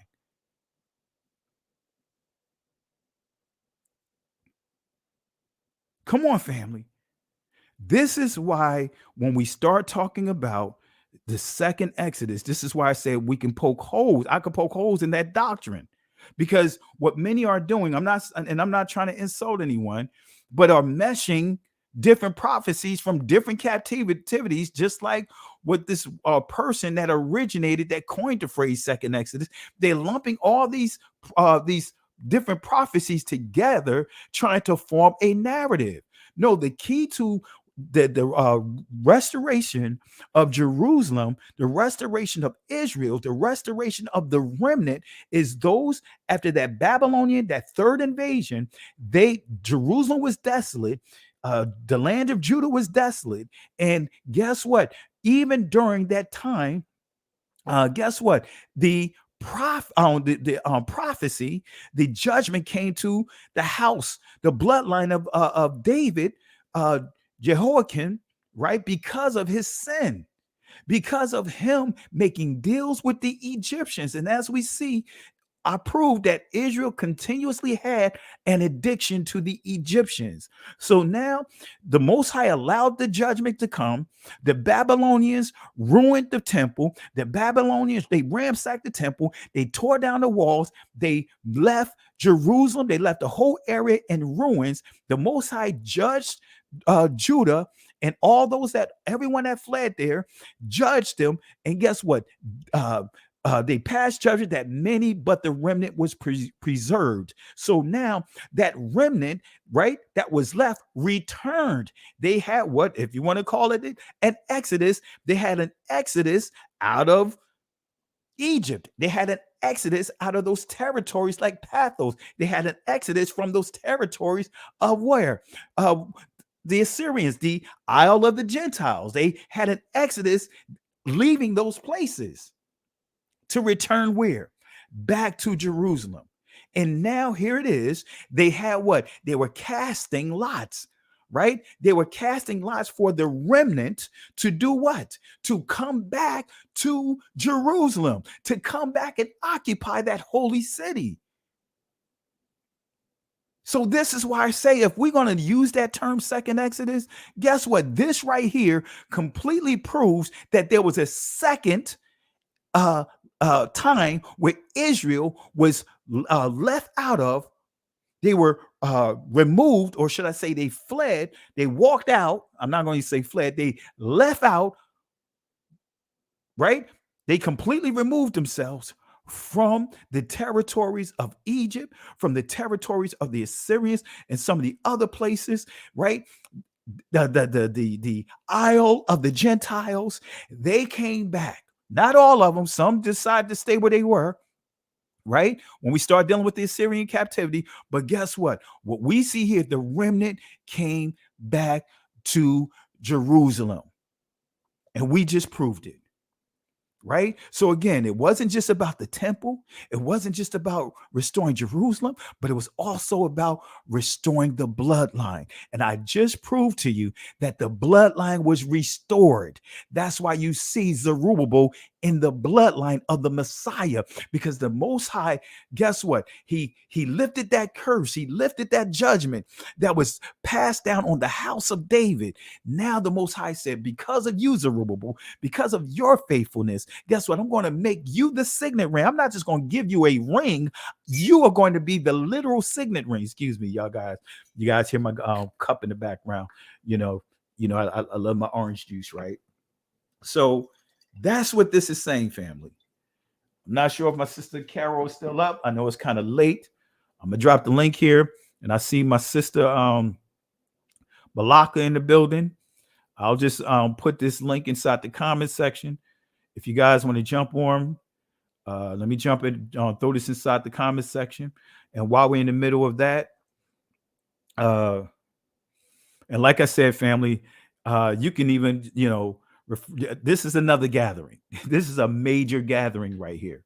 So let me go ahead and give some shout outs here. Want to say shout outs to my sister Nora Bain up there holding it down in Pennsylvania.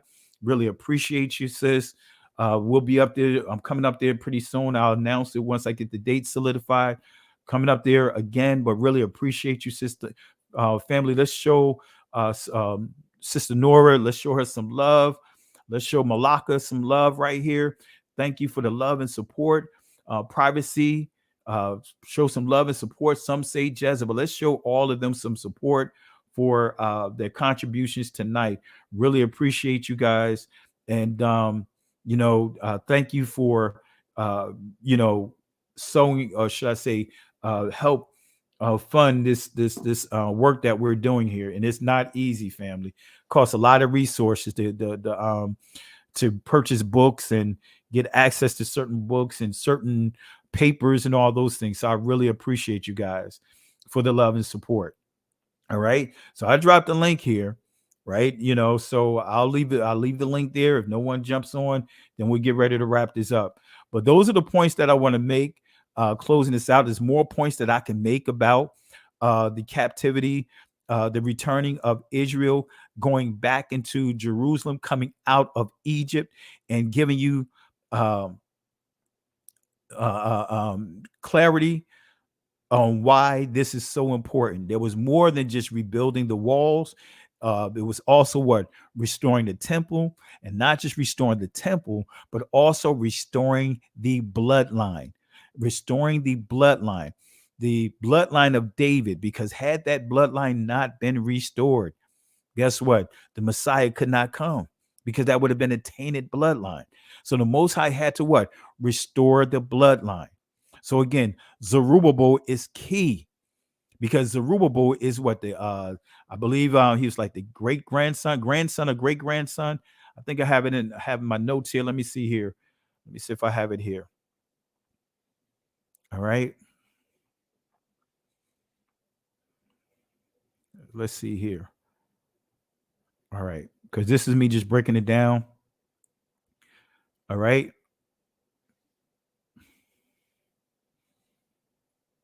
All right. Let's see here. I'm not going to break that down here.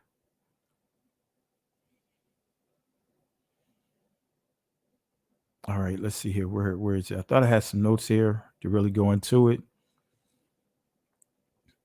All right. So again, we're dealing with the residue, right? It says, speak now to Zerubbabel, the son of Shealtiel, government of Judah, and to Joshua, the son of Josedek, the high priest, and to the residue of the people. We see that word Sha'ar-yath or Sha'ar-rayath, right? The primitive root word Sha'ar, the surviving portion of the people saying, right? So that's just further proving what I pointed out. The remnant came back at that time.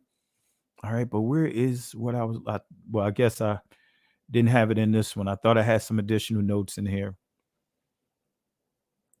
All right. All right. Let me see if I have it here. All right, that's just talking more information on the signet ring. All right, family, I think that's going to do it right there. I think that I don't want to do any overkill. I gave you more than enough information, to make your own decision. I'm not making it for you. You're entitled to believe whatever you choose to believe. When it's all said and done, you have to stand before the Father, right? And the only thing I'm doing here is giving you a deeper discovery or a deeper dive on the subject. If you choose that, hey, you rocking with the second Exodus, hey, fine. Just don't try to push that doctrine on me. Don't bring it over here, because for me, I have, and I've given you some. I have plenty more that I can share. All right. I have plenty more that I can share. All right. But let me see who is this in the back here. All right. Let's see who is this here. I think I see someone by the name of Marlene J. Lewis.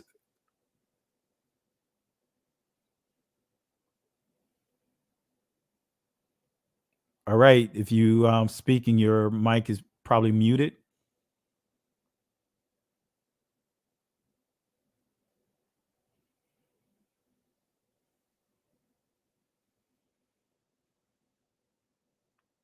All right. All right, Marlene. Marlena, looks like you may be having connection issues. All right. But again, family, really appreciate you guys. Put a lot of work into this. We went longer than anticipated. All right. So Marlena dropped off. All right. I thought she jumped on for to ask a question. All right. All right. Looks like Sister Carol then she probably has some other things she had to do. All right. But again, family, this is why I want to go through this lesson because again, this is not trying to disrespect my brothers and sisters, but again, I want to give you scripture by scripture, explain to you the different captivities, and also explain to you Israel's stronghold with Egypt. And like I said, we can prove that those scriptures that many are using to justify this second Exodus doctrine, actually, I can really show you that this, the regathering occurred, right? The regathering at this for those passages recurred. Now, of course, we know that there's an ultimate regathering, and that is the regathering that the Messiah is going to return, and he's going to regather all of us. That's the regathering that all of us are anticipating, right? This is not a second, right? This is, if we want to, put a number on it, this, we can easily say that this is like the fourth or fifth regathering. All right. And again, many refer to it as the second Exodus and try to parallel it to Israel coming out of Egypt. Come on, we got to keep it simple, family. Let's let the scriptures speak for itself. But nevertheless, family, I'm not going to regurgitate what's already been taught.